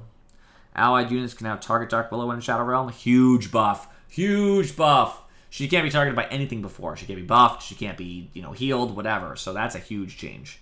Curse of Crown stun duration was decreased as well. Bedlam Pierce's spell immunity was replaced with 2 Bedlam attack targets. It's actually a pretty big nerf. Now BKB really hurts Willow, a lot. Still a buff, though, with the Shadow Realm change. Dawnbreaker, I'll actually play her. Smash stun duration was decreased, whatever. Spell immunity with Ag Shard replaced by debuff immunity, of course. Solar Guardian, landing stun duration was nerfed, of course. The 2 Starbreaker charges is kind of shit compared to 6-second Starbreaker cooldown, so that's painful. Dazzle. They removed good Juju. Interesting. Ag Shard, Hex duration down. Shadow Wave. As an Ag Scepter, allows casting Shadow Wave on enemies to release an inverse Shadow Wave. The inverse wave bounces amongst enemies, dealing damage to them and healing any nearby allied units for 150% of healing and damage values of Shadow Wave. Dazzle also performs an auto attack on every enemy hit by inverse Shadow Wave. That's a big buff with the Ags. Didn't it used to do that minus the auto attack? No. So basically, before the Shadow Wave is if you cast it on an ally, and it does damage based on the heal of all your allies. The inverse is you're casting it on an enemy. Okay, enemies do. Alright, got it. Yeah. Bad Juju was reworked. Whenever a unit is affected by Dazzle spells, the temporarily gain/lose 1, 2, 3 armor. Gain for allies, lose for enemies. Can be activated to decrease the remaining cooldown of all of their abilities by 4, 5, 6 seconds, and items by 3, 4, 5 seconds. Casting Bad Juju costs health. Each cast increases health cost by 50% for 30, 25, 20 seconds. Bad Juju cannot kill Dazzle, but can still be cast without sufficient HP. So basically, Dazzle now is going to start channeling his health into reducing his cooldowns. So the cooldown reduction isn't statically as bit good, but he's going to be like, ugh, and just start hitting himself basically, and just be like, I can take the heat, and just start reducing cooldowns so he can cast more often. I don't know how that'll work out. It depends on exactly how much he takes. Like, I'll have to see it play out. It seems like a lot of health. Not too much at late levels, though. When he's like level 30, it's not going to matter. It'll be too strong. We'll see, though. They took a 60 damage talent and changed it to attack speed. I think attack speed's better. So, unfortunately, that's a buff, too. Looks like Dazzle's getting a buff in general. Alright, we're almost done. Only an hour and 30 minutes in. Oh, and we're to D, so we're hardly any Shut of the way through it. Death Prophet. Ag Shard, fear duration decrease, whatever. Exorcism spirits now deal more damage the closer Death Prophet is to the target and need to return back to her in order to attack again. Meaning they can never attack twice. That's a buff, obviously.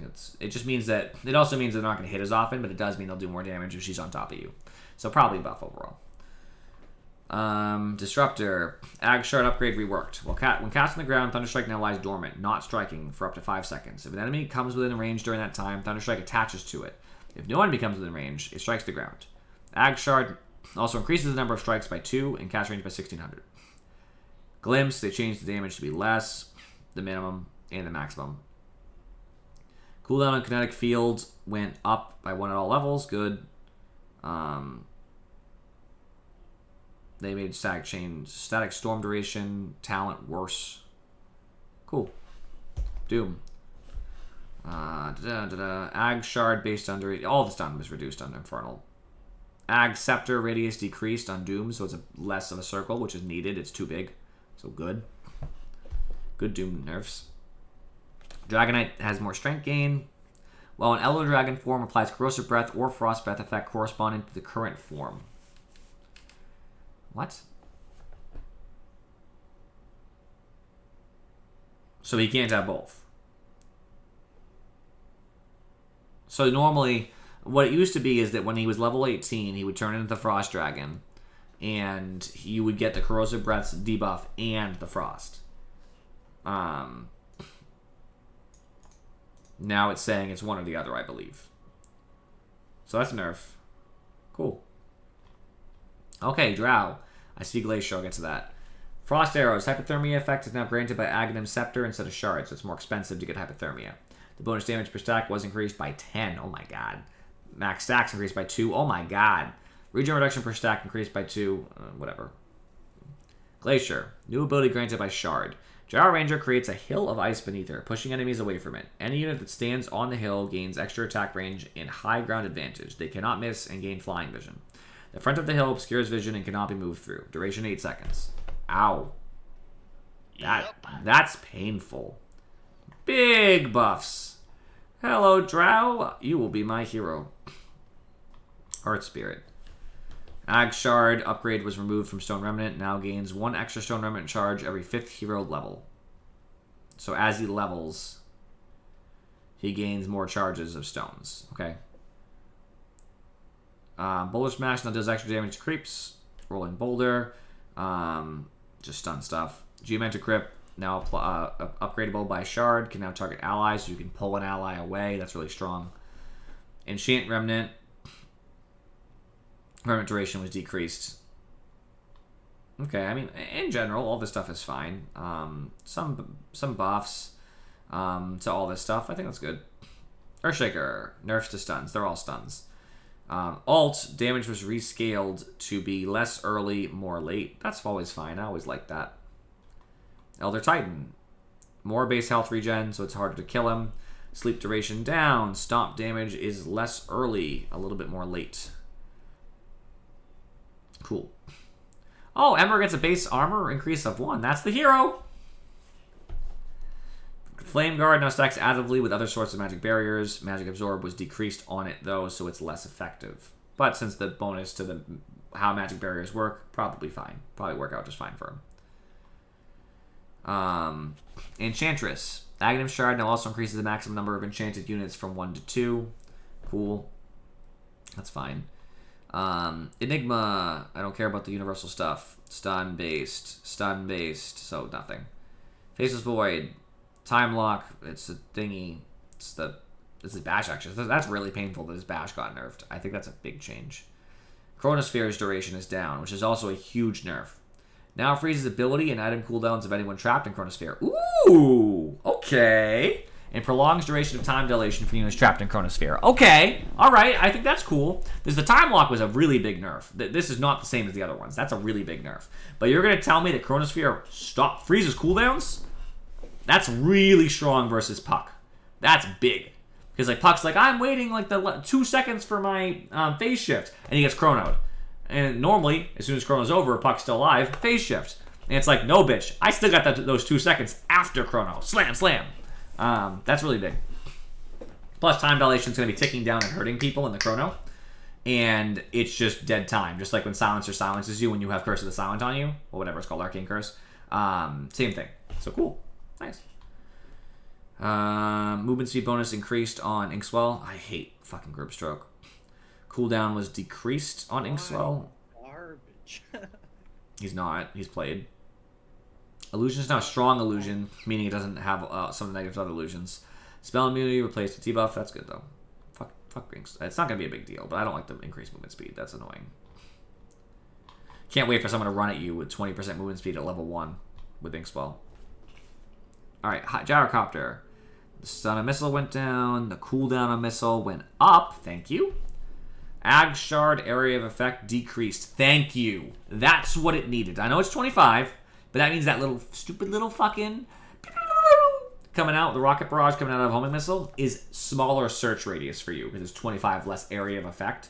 So that means it's not going to hit everybody that passes. And that means when you turn around to face the missile, it's hitting you in a closer radius. So instead of over, like, here, it's going to start hitting you here. I know it's only 25, but that means you actually take less hits from the rocket before you run into the missile. So it's just going to be less damage altogether. Flat Cannon lasts longer. Nobody cares about Flat Cannon. It's so minor. I mean, it's a buff, but, like, whatever. Stun. Stun. His Aghanim Shard doesn't let him cast Inner Fire while disabled. That's a huge nerf. And now he doesn't have spell immunity on his life break, so that's big too. So he can actually be, this means you can cast stuff on him that will affect him when he, gets out of his spell immunity. Invoker, small nerf to Cold Snap. It's not a big deal. It's a very minor one. Aghanim Shard was removed from Chaos Meteor. The effect was moved to level 20 talent, so he still gets the Changes Meteor. EMP is now upgradable by Shard. Multiplies burn damage by 1.5 and makes it pull enemies' units into its center. That's only 100 units per second, though. So, like, that I could see how that would matter, but I just don't know if it's going to be big enough. Yeah, we'll see. This could be big on certain cases. IO, With Aghanim Scepter, the ability can now be activated to explode the spirits, after which they begin spawning again. Cooldown is decreased by 50%, cannot be activated, the ability is on cooldown. So basically Zag just let him blow up his spirits. I don't know how that's going to actually play out. I don't know enough about spirits. debuff. Burn damage and liquid fire went up at late levels, but it does less on buildings. So it's better in fights, worse on pushing.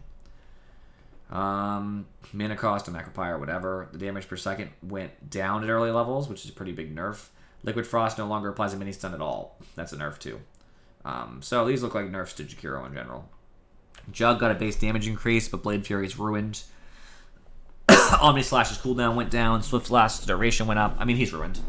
None of this is going to affect the Blade Fury being ruined. So honestly, Jug's gone. Keeper of the Light. Now his basic ability does not require a Spirit form, which is the Blinding Light. Damage was increased slightly. Radius was decreased, so it's harder to hit. Cast range is lower early, but better late. Mana cost was decreased at most levels. Cooldown is higher at most levels. I think that's probably a buff just because you can have it always, but a nerf in general. Solar Blind now is a Spirit form thing. It slows a lot. It's a bigger slow. The duration is less, though. The magic resistance reduction is bigger. It's always its max. Cooldown is less. It's always its best. Mana cost is always its worst. Cast range is always its best. So that seems pretty strong. Tidebringer. This is a change they've been making to some passives that are somewhat activatable. This is a universal change. We won't talk about that. Torrent Storm, now area targeted with a 900 cast range. That means instead of being casted on Kunkka's position, he casts Torrent Storm. That's a huge buff because that means Kunkka doesn't necessarily have to be in the Torrent Storm. He can cast the Torrent Storm. That's cool. Alright, Overwhelming Odds, now an area of effect ability centered around the hero. So she doesn't cast Overwhelming Odds, it's around her, kind of the opposite of Kunkka. No longer increases move speed. Intent provides attack speed bonus that doesn't require the ability to hit anything, so it just happens. The radius is way bigger.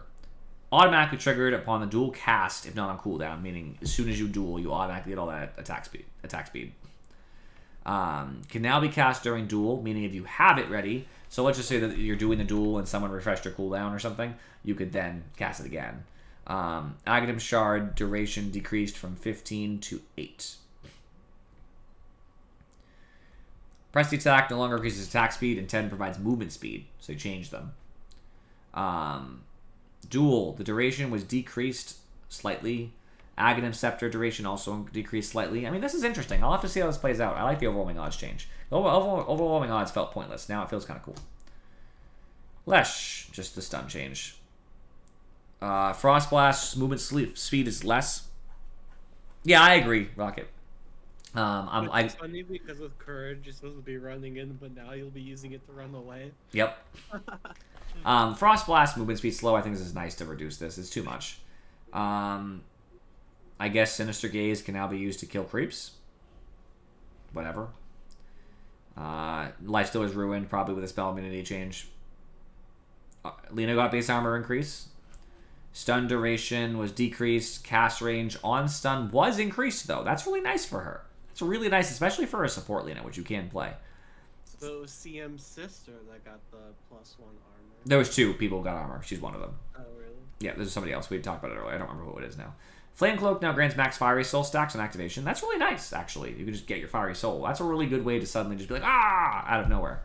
I think these buffs are nice. I think this was needed for Lena, so this is really good for her. Lion's Stun does more damage always, but the stun duration is less. It goes way faster, by the way. That is so much faster. That's 1,000 more projectile speed. So instead of like boo-doo-doo, it's now boom, which is going to be crazy. Mana cost is higher. Who cares? Hex is a higher cast range. Really big for Lion because his Hex is so low. Cool. I don't care about Lone Druid. Savage Roar. I love the duration was decreased dramatically. The Aghanim Shard ally bonus attack speed was decreased by 20. Movement speed decreased by 5. Good. Fuck the Shard. Thank you. And goodbye, Lone Druid. I hope you do not come back, but being a universal hero, I'm sure you will.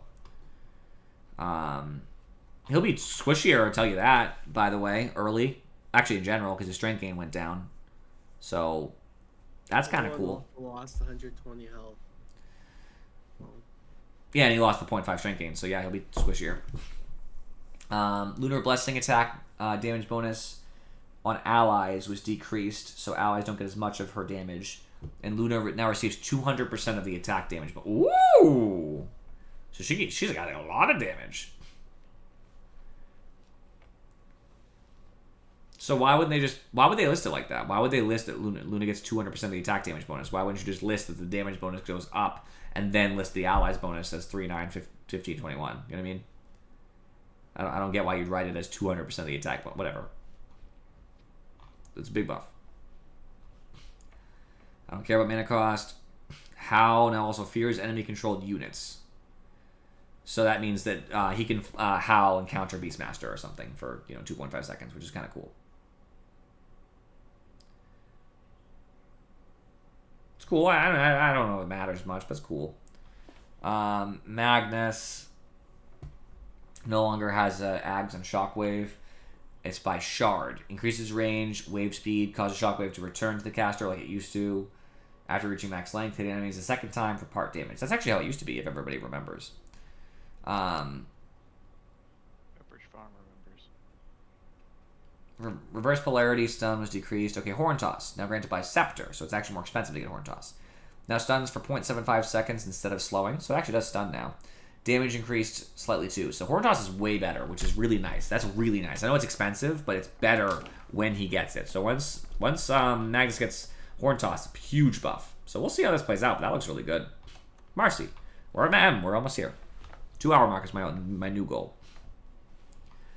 Again, not talking about stats. Dispose. The impact damage increased at late levels by a little bit. The landing radius was also increased just because it hurts other people. So that's really nice for Marcy because it's really small.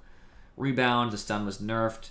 The minimum jump distance decreased, meaning that you can jump really small if you want to. That's a huge buff. Huge buff. Aghanim Shard no longer allows setting the ability on autocast. Now allows Marcy to jump off enemies and provide her with movement speed bonus. Okay, so basically when she used to be able to throw people for a very small amount of time, they've removed that. And now instead, she can jump off enemies with Shard. And I think that's probably worse, but I'll actually be able to use it because I was not really great at throwing enemies, so I'd rather this. Aghanim Scepter Pulse now also silences for 1.5 seconds, making her really scary when she gets her Ags. That's cool.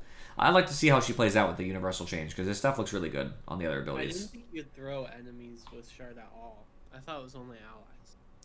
No, I believe you could throw enemies. I think that's what it was. You can look it up if you want, but I believe it was enemies you could throw. You did this to them and you threw them. That was weird. Mars. I will look it up, but Stun nerf. yours Whatever. is not there anymore. Medusa, we already talked about. She got changed. Meepo. Can now put on autocast for Poof. If the ability is in autocast state, when cast on target, all other meeples also cast Poof to the target automatically if able. When cast on the ground, all meeples except the selected one Poof to the location closest to the nearest meeple. Toggling autocast on one meeple changes it on all meepos. So basically, instead of needing a macro for your meepos, which I never would use, but some people do, you could just do it. Aghanim Shard upgrade was removed on Divided We Stand, which I don't remember what it even did. Dig now granted by Aghanim Shard, which was his Ags, by the way, Dig. Now granted by... I see something about Mega Meepo, and I'm so excited. Duration was decreased, though, for the Dig, but max HP restore was also decreased. That's probably better, though. I guess it's faster. Mega Meepo. Primary Meepo mounts all other Meepos in a 600 radius around him on top of his shoulders.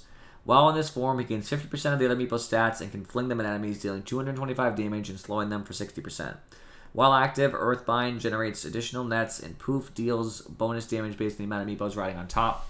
Casting Dig cancels Mega Meepo, has no mana cost, cooldown 60, duration 20. I mean, that's so silly. I can't wait to see our first Mega Meepo. I'm so excited to see a Mega Meepo. I can't. Okay, we're not even going to test this during the patch, by the way. Storm is cheaper. Mana cost decreased on Sacred. Leap, Aghanim Shard does not break Moonlight Shadow. When you leap, so you can do it without revealing. With Aghanim Shard, the ability can now be put on autocast to make it ground and vector targeted, allowing you to choose the distance and the resulting blast direction of the jump. Oh, that's cool. So you can actually decide how you jump with the shard. That's really a big buff, actually. Some nice buffs to Murata. Monkey. Stun, of course. Jingu. Bonus lifesteal rescaled to be worse early, better late. Damage, same early, better late. So Monkey King is probably going to see a resurgence in the meta. That's a really big change for him. Morphling. Base strength increase. I'm shocked. Oh, but no bonus agility for attribute shift? Let's go. Yeah, look a little farther down. Our Aghanim Sharp bonus agility moved to Adaptive Strike. Oh. Adaptive Strike agility and strength give the same value as before. That doesn't mean he has to level up, though. So, still a benefit, I would say. Aghanim Scepter effect now steals an additional 20% of all stats when targeting universal heroes. It just changes it because it would be different if you target a universal hero. I don't know. I don't know how I feel about this. It's probably going to change his early game, but it won't change late game at all. Huerta. We already talked about her. Naga. Base health regen was decreased. Nice. Easier to kill. Can now target sleeping or invulnerable units even without Ags for ensnare, which I get because it's the way it works. So that's nice.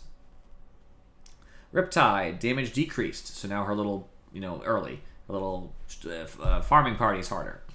Reel in channeling is now interrupted. The target dispels ensnare or dies, so it's harder to use reel in. I would never use it anyway, but still. Cool. Oh, that's a nice little change over here. -1 attack to trigger Riptide at 25. That's a nice talent. No, it's not. Fuck you. It does less damage. Well, early, I guess, but you'd already have the max. I do not care. Nature's Prophet. Cooldown was increased on Sprout. Nice. Mana cost increased on teleportation later. Cooldown increased at all levels. Nice. After teleporting, Nature's Prophet now gains stacks of bonus attack damage. Every attack turns a stack of attack damage into a stack granting armor. Why? Treant's last Treant's damage was decreased at earlier levels. No longer provides bonus damage per unit killed in Wrath of Nature. So, okay. So he gets the damage now with Teleport instead of Wrath of Nature. That's probably better to get it than Teleport. I don't know how I feel about this yet. We'll just have to see. That's a buff, but everything else is a nerf. So, I don't know. Oh, by the way, talent at 15. Plus 4 teleportation max stacks.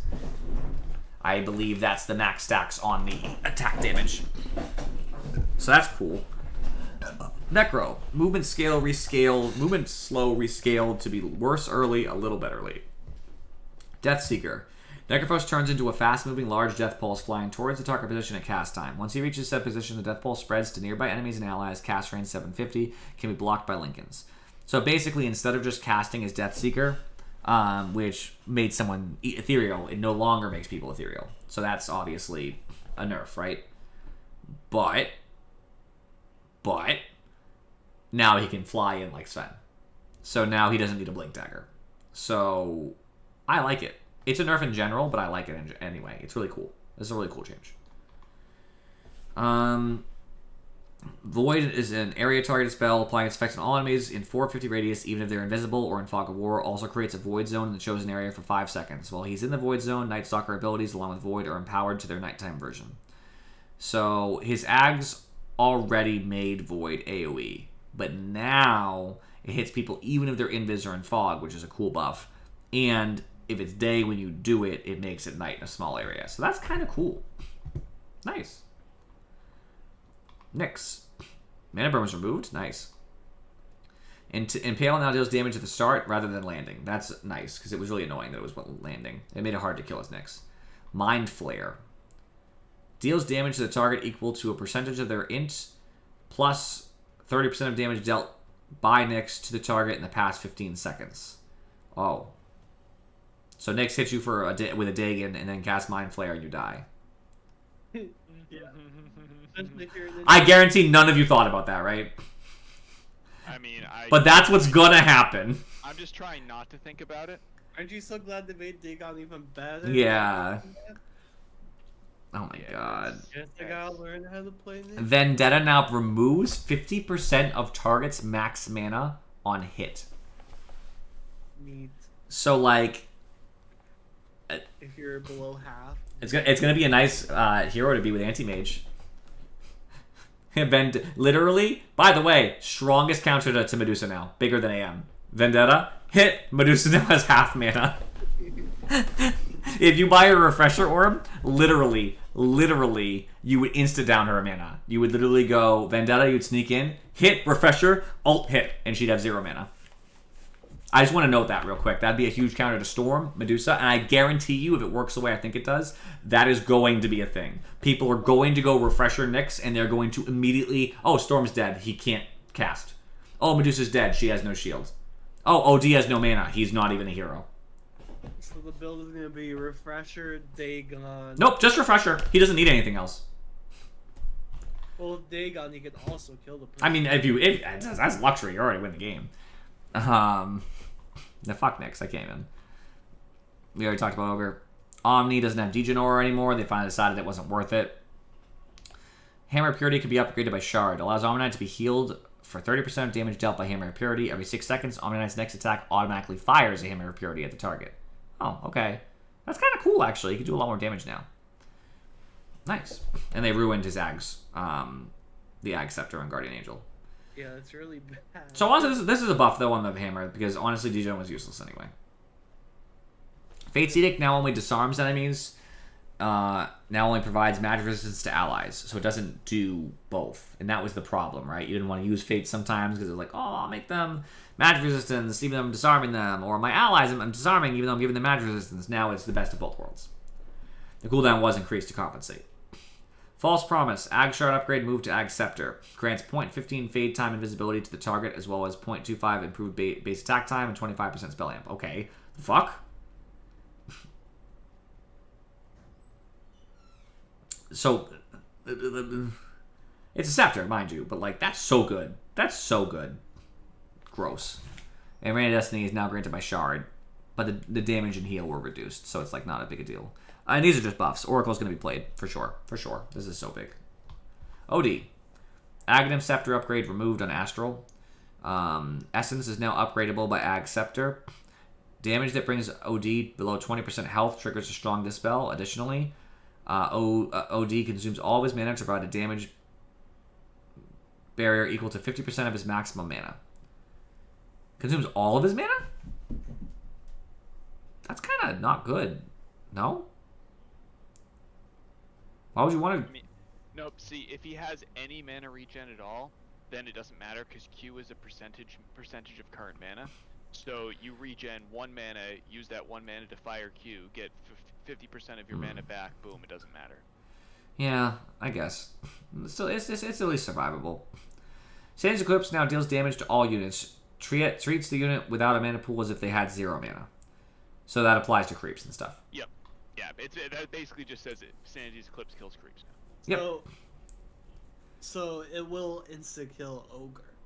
No, we did the math. Or it's on the Discord. We did the math.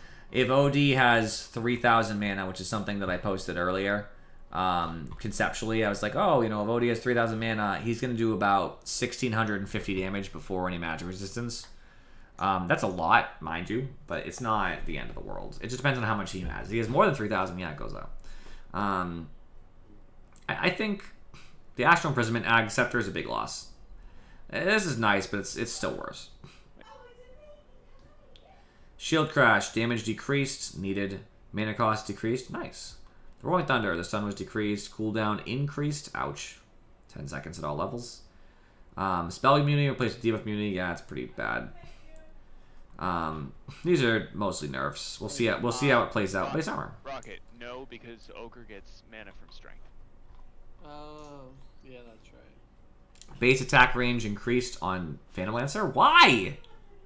Why? He's literally Monkey King now. Well, he actually is based on the same character, but Silencers still do a lot of damage to Ogre, though. Aghanim Shard upgrade moved to Aghanim Scepter. Spirit Lance now bounces twice on enemies, prioritizing heroes, can bounce back to the original target. Also increases slow amount by 10%, and Spirit Lance illusionary damage by 40. Alright.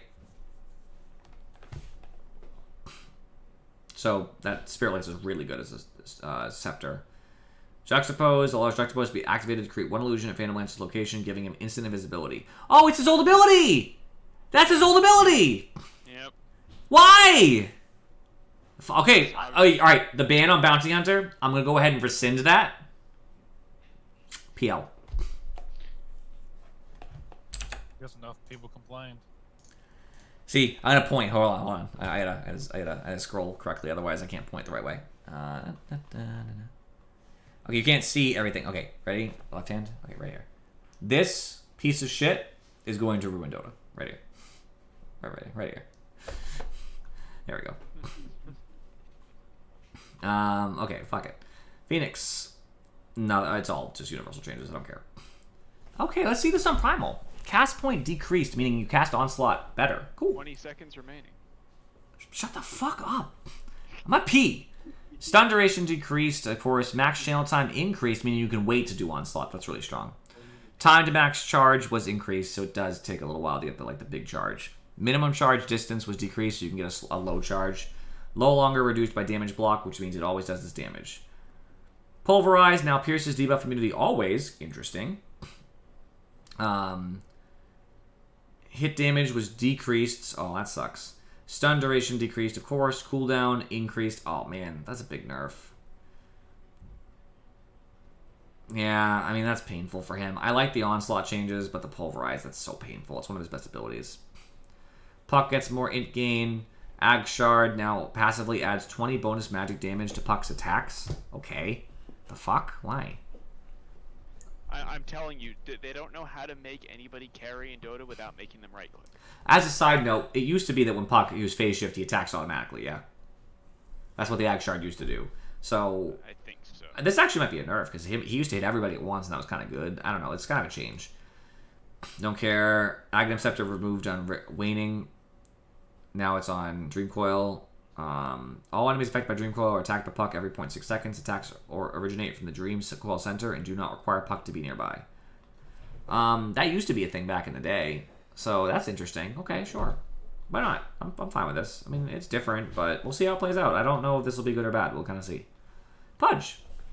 Hooks faster? Let's go! Yeah, they buffed Pudge. Why'd they buff Pudge? I don't fucking know. It's not Oh, fucking needs it. wait. It can be heard in Fog of War. So what? That means you'll hear the shh. So if you have like Puck, you'll go shit real quick. Yeah, that's great. That only matters for people like above any bracket that I play at, including myself, because I'm dumb and a bad Dota player. It might help. I don't know. Aghanim Scepter bonus damage was decreased. Good. I think that's necessary. Aghanim Scepter regen reduction was also decreased. Good. His Ags is a little gross. I mean, it's the slow that's the problem. They didn't change that. No. Dismember. The cast range was increased by 40 because it's hard to hit Dismember. It's just like really not forgiving. Oh yeah, it's so hard to point and click. Duration of creeps was decreased, making it hard to farm. I love this. Good Pudge changes. They're just like quality of life. They're not good for punch changes. Go punch yourself. Decrepify. When targeting allies or self, no longer increases magic damage taken. Instead provides incoming heal amp. Okay. Why? So it just so Pugna can just ghost himself and not take any extra damage? Fuck Pugna. Healing for allies is no longer based on damage dealt by life drain. I mean, that's fine. Aghanim Scepter, Scream of Pain emitted from Shadow Strike expiring now also damages the target. There was just a weird situation where if it's expired, it wouldn't do the thing. As whatever, right? Quality of life. Cooldown rescaled on Static Link. It's higher at earlier levels and lower at late. Excellent. I love when Razor's late game and just automatically steals all damage from everybody. That's excellent. Sleep Dart removed. Thank you. That was needed. Smoke, upgradable by Shard instead. Enemies in the smoke screen have their armor reduced by 7 and cannot be targeted by their allies, meaning they can't be healed. That's interesting. That's actually a very interesting change. Cloak and Dagger now gives an experience bonus for kills and assist. Kill bonus, 150, 250, 350. Assist bonus, 100. So it still does the other effect, though, yeah? That's gross. That's disgusting. What is he? Fucking discount bounty hunter? That's disgusting. That's disgusting. All stun changes. Stun change. Now his Burrow Strike always applies Caustic. Even without Ags. Cool. Sandstorm, now upgradable by Ags. Every 0.2 seconds creates 2 65 radius Burrow Strike spines at random locations. Each one stuns enemies and deals damage equal to the current level of Burrow Strike. What? 0.2 seconds? Every second, there will be 10 Burrow Strikes going on. Not simultaneously, but just like, da-doon, da-doon, da-doon, da-doon, da-doon. That's crazy. That's nuts. That's stupid. That's stupid. Fuck sinking. I mean, it's just like Kunkka's water ability. Yeah, it's gross. I hate it. They help disseminates late cooldown. I think that's fine. Demonic Purge damage was increased. That's also fine.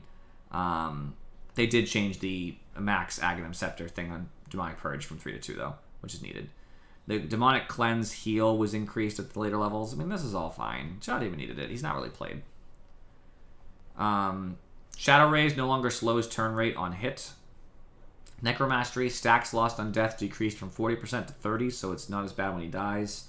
The fear duration on his Ags went down, of course. Every enemy hero killed near Shadow Fiend further improves the armor reduction by 2 for 20 seconds. So basically when he kills people, his armor degen aura gets stronger temporarily. Fear duration per soul hit was decreased. Yeah, just debuff stuff. I mean, this looks like a buff to Shadow Fiend in general, because the presence of the Dark Lord changes. That's really nice. We love Shadow Fiend. Ether Shock hits more units, making it better for farming and fighting. Debuff change, don't care. Cooldown was decreased by 1 on Hex. I hate you, Shadow Shaman. Shackles, just changes to the whatever. Oh, Aghanim Scepter no longer increases Serpent Ward's attack range. That's a really big nerf, actually. Good. So some buffs, some nerfs. Shadow Shaman will probably see more play because of it.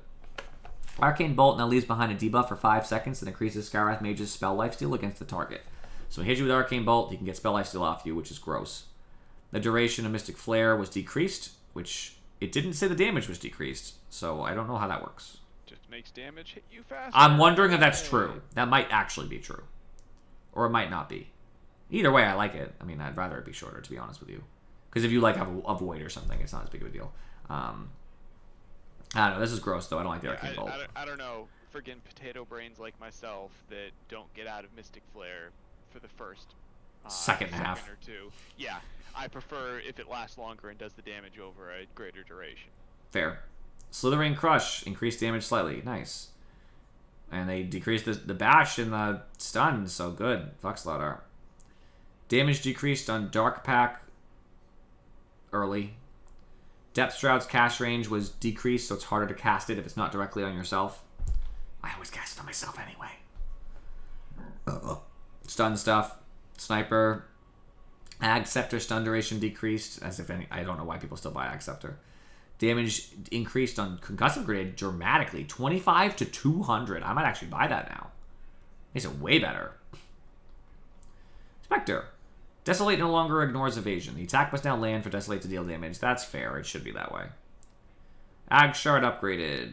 Wait, Reworked. It didn't? No, yeah, no. Even though you miss, you used to get Desolated. That's so stupid. Allows to activate Dispersion to increase damage reflected by it by 100% for 5 seconds.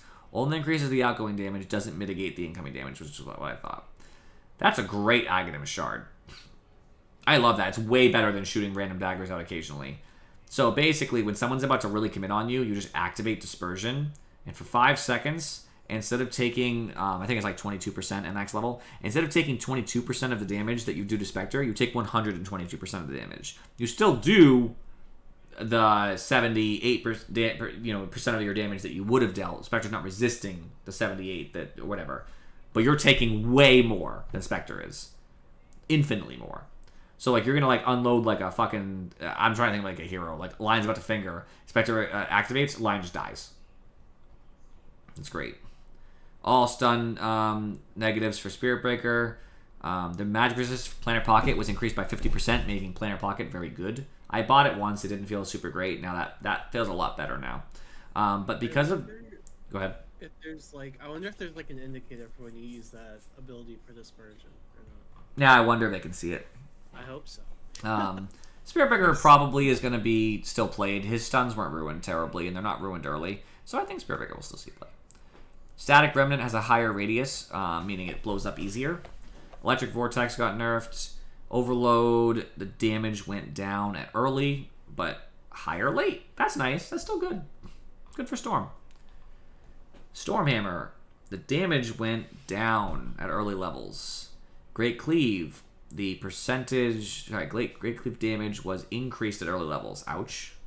Now provides a strength bonus. Fuck Sven. Warcry. Cooldown is worse early. Longer duration, though. Fuck Sven, I can't even with this. Get me out of here. Okay. Aghanim Scepter upgrade was moved to Aghanim Shard. Effect is unchanged. Meaning it's a shard that makes Taser what it is. Oh yeah, the fucking techies. Fucking stupid shit. Blast Off no longer silences enemies and now stuns for a small amount. I actually think in this case it's better because his silence was way too long. So I think that's actually, in this case, it's not that good. It's good that it changed. Magic resistance reduction debuff now stacks independently for proximity mines. Awful. Minefield Sign. Now upgradable by Ags. Increases effect radius to 1,000 and duration of 4 minutes. When an enemy hero gets within 200 units of the sign, the entire 1,000 radius area becomes a minefield for 10 seconds. Enemy units will take 300 damage for every 200 units moved. Minefield area is visible to enemies once activated. The sign is destroyed after the minefield expires. Only one sign can exist at a time. I actually think that's cool. That's an interesting concept. I'm for that. I think these changes are nice. I'm ready to see, what this does to techies. TA now has a base attack range increased by 40. I love seeing TAs in my game, so I think this is an amazing change, and it definitely won't piss me off. Silent Trap. Now trap ability can be set to autocast mode. In this mode, the ability springs this trap that is closest to the cursor rather than the one closest to Templar Assassin. Now traps can always be denied. Side blades deal damage behind the trap that is denied. Okay, I'd like to see how that plays out. I don't know how this will help. I don't play TA, but it looks like it'll be nice. It looks like it'll be a cool change. Terrorblade. Reflection now slows attack speed, making Terrorblade really strong in direct fights. Demon Zeal, attack movement speed increased from 50 to 65, so he attacks really, really fast and moves really, really fast. That's really scary. Really big Terrorblade nerfs. Buffs. Anchor Smash. Attack bonus went up at all levels. Cool. I play Tide sometimes. It's nice. It's more expensive to cast early for Anchor Smash, but less late, so that's cool. Ravage. The mana cost was decreased, so that's cool too, early. Nice. Reactive Armor can now have Shard. Can be activated to gain max stacks immediately and a 200 HP barrier. The barrier gains 100 HP per second and increases by 75 HP per second for each enemy hero within a 600 radius of Timbersaw up to a maximum of 800. Doesn't count illusions. After 8 seconds, Timbersaw loses the barrier and deals damage to every enemy hero within 600 radius equal to 200 plus the remaining barrier HP. So, somewhere between 200 and 1,000 damage to everybody around him. That's a really cool ability. It's like a get the fuck off me ability, which is nice. No longer have an extra chakram for Scepter since it was moved over. Whirling Death makes universal heroes lose 5% of each attribute. Ouch. That's really good, though. Yeah, I think this is a cool change. I would like to see how this reactive armor plays out. That's really interesting.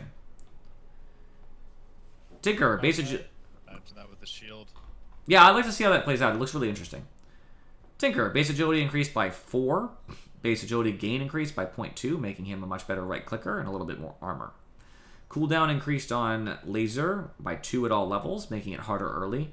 Heat-seeking missile lost 500 cast range. Thank you. The damage was increased at all levels by 5, 10, 15, 20, but I'm okay with that, honestly. That's better. Tiny. Cooldown on tree grab is worse. Cooldown on toss is worse early. Grow does give more armor later. The bonus damage is also better later. But it does not give bonus damage to tree grab. So that's a nerf. But yeah, in general, it's a buff to the right click Tiny, but a nerf to some of his cooldowns, which is cool. Some talent changes to Treant, I don't care. Battle Trance now lets you use items during it. Let's go, troll. You can BKB after ulting. You can use Abyssal Blade after. You can blink to catch up to heroes who are getting away from you, etc., etc. Love it. You can Satanic during it. You can Satanic during it, thank you. Activate Silver Edge. You could go invisible during it, and they'd be like, where'd you go? And it suddenly just appears. Snowball is slower, by the way. That's a really big nerf. That's a very big nerf. By 50 at max, at all levels. 50 less movement speed on Snowball is actually really big. It just gives so much time to... Yeah, it's amazing. I love it. Atrophy Aura lasts less at late levels. Good.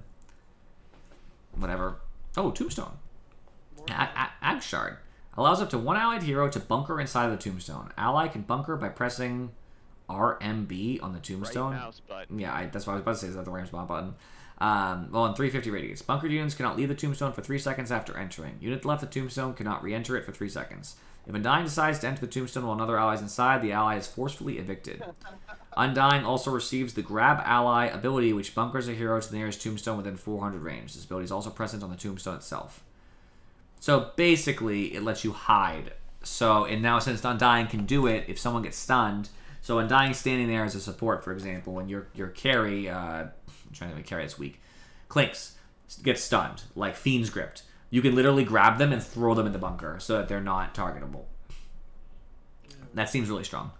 Ag Shard was removed from Flesh Goal. It doesn't say that it does, but they're not targetable. It just puts them inside. Oh, so it was basically just a cheaper Pudgel. Yeah, kind of, but it doesn't move, so. You have to get regen and stuff. You just sit there. Nerf to Flesh Golem's cooldowns, that's good. I think it's interesting. I really like to see how this Tombstone plays out. I think that's very fascinating. Venge, all stun stuff. Her percentage on Vengeance Aura went down. Thank you very much. It was too strong. And she lost her 25 Magic Missile Pierces spell immunity. Lame. Good. Poison Nova. Now a passive ability granted by Ag's Scepter. So you don't have Poison Nova as a base ability at all. So that's going to be interesting. Creates a ring of poison upon death of Venomancer or an enemy hero infected with Venomous Gale. Also triggers if Venomous Gale is dispelled for an enemy hero. Enemies hit by the Poison Nova take non-lethal damage over time and have their magic resistance reduced. Duration 10 seconds, not very long. Max HP is damage 3%, magic resistance reduction 30%. Okay, interesting. Noxious Plague. Infects an enemy with a deadly plague that does an initial burst of damage and additional damage over time based on the unit's maximum health. Enemies in a radius around the target are slowed, with values decreasing the farther you are from the affected enemy. When the target dies, the debuff expires / is absorbed. All nearby enemies are infected with a non-communicable version of the plague. Duration 5 seconds. Okay. I'll just be able to see how that plays out. It looks very interesting. Latent toxicity, the dispel stun duration went down too. That sounds very interesting, actually. So basically, he's going to spread poison to people in general. I think that's very fascinating. Viper, cast range on ult is much better. Personally. I think it looks interesting. Viper's cast range on ult much higher. Very good. Much higher is an understatement. Much. All these are mana costs. I don't really care about that. Aether, Remnant, Pull Duration, whatever. Resonant Pulse, no stacks. That's all stuff we already saw. Shadow Word no longer has an Ag Shard. Ag Shard's now on Upheaval. Creates an imp for every 2 seconds of channeling. These imps last for 15 seconds and attack and have health and armor. An Eldritch Explosion passive ability. When killed or expired, imps explode, dealing 60% of their max health as damage to enemies within 40 radius. Imps continuously seek out the closest visible and attackable target, but can be controlled. Interesting. That's really nice. I really think that's an interesting mechanic. Makes Upheaval very interesting. Weaver also got base armor increased by 1. Third hero to have that I saw.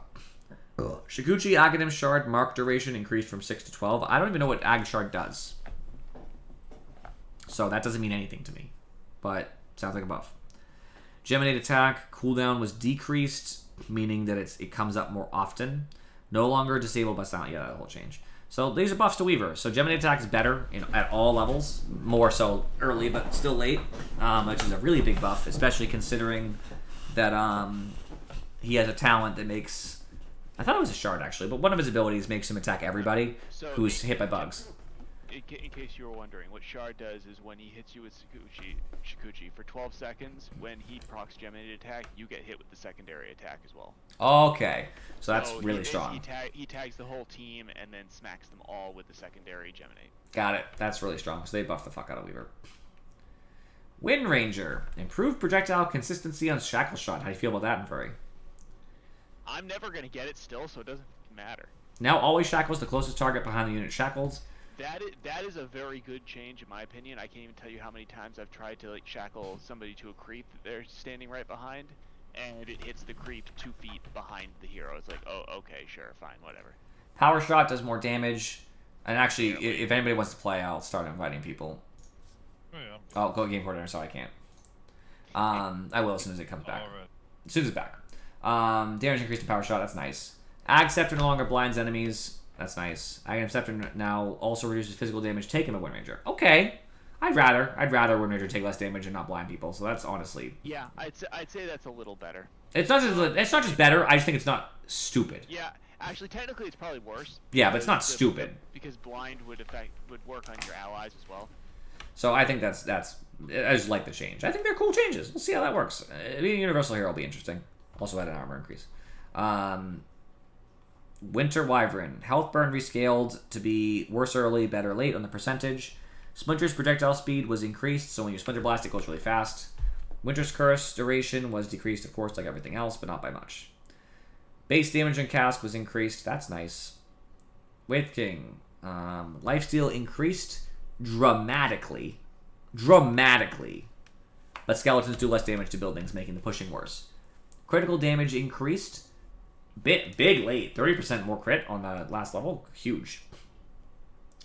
His ult now has less cooldown early, worse cooldown late, dramatically, by the way. 40 more seconds. Can now be cast by Wraith King on himself to die and resurrect if he has the necessary resources, which means he can choose to die. Now always spawns skeletons to attack each nearby hero when reincarnation triggers. I'm sure I still adds more. Aghanim Scepter now also reduces cooldown by 40 seconds, which means he can get that 40 seconds back on his ult, but he has to buy the Scepter. And respawn time of every hero dying under its effect by 10%.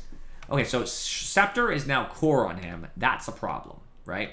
Yeah, there's no game you shouldn't have that. But, because you need the 40 seconds back on your ult. But, when you do have it, reducing the respawn time of every hero dying when they're next to you by 10% is a really big change. Like, that's huge. Yeah. Sonic, you in Dota? Yeah. Oh, there you go. You're not in Dota, but I invited you. Alright, Zeus' the last one. Static field ability removed altogether. Arc Lightning, the base damage was decreased. Sorry. But now also deals a percentage of current enemy health as damage. That's a buff. That'll do more overall. So that's really scary.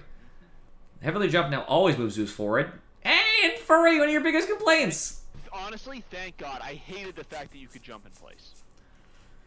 Lightning Hands is his new passive granted by Shard instead of the static. Increases Zeus attack range by 100. Zeus attacks create Arc Lightning that deal 50% of its damage. Yep, right-click Zeus. Interesting. It's definitely interesting. I'll see how that plays out. Okay. The Maelstrom that procs every time. So, I mean, yeah, honestly, Zeus with Mjolnir is just going to be throwing lightning bolts across the entire fucking map. So everybody, we're going to end this broadcast, start a new one of us playing. I know for those of you who did the patch review might be like, oh, we didn't get to see this stuff in action. Sorry, that's why I'm going to play right after. Appreciate you guys for watching. See you all next time. Those of you on Twitch, I'll be right back.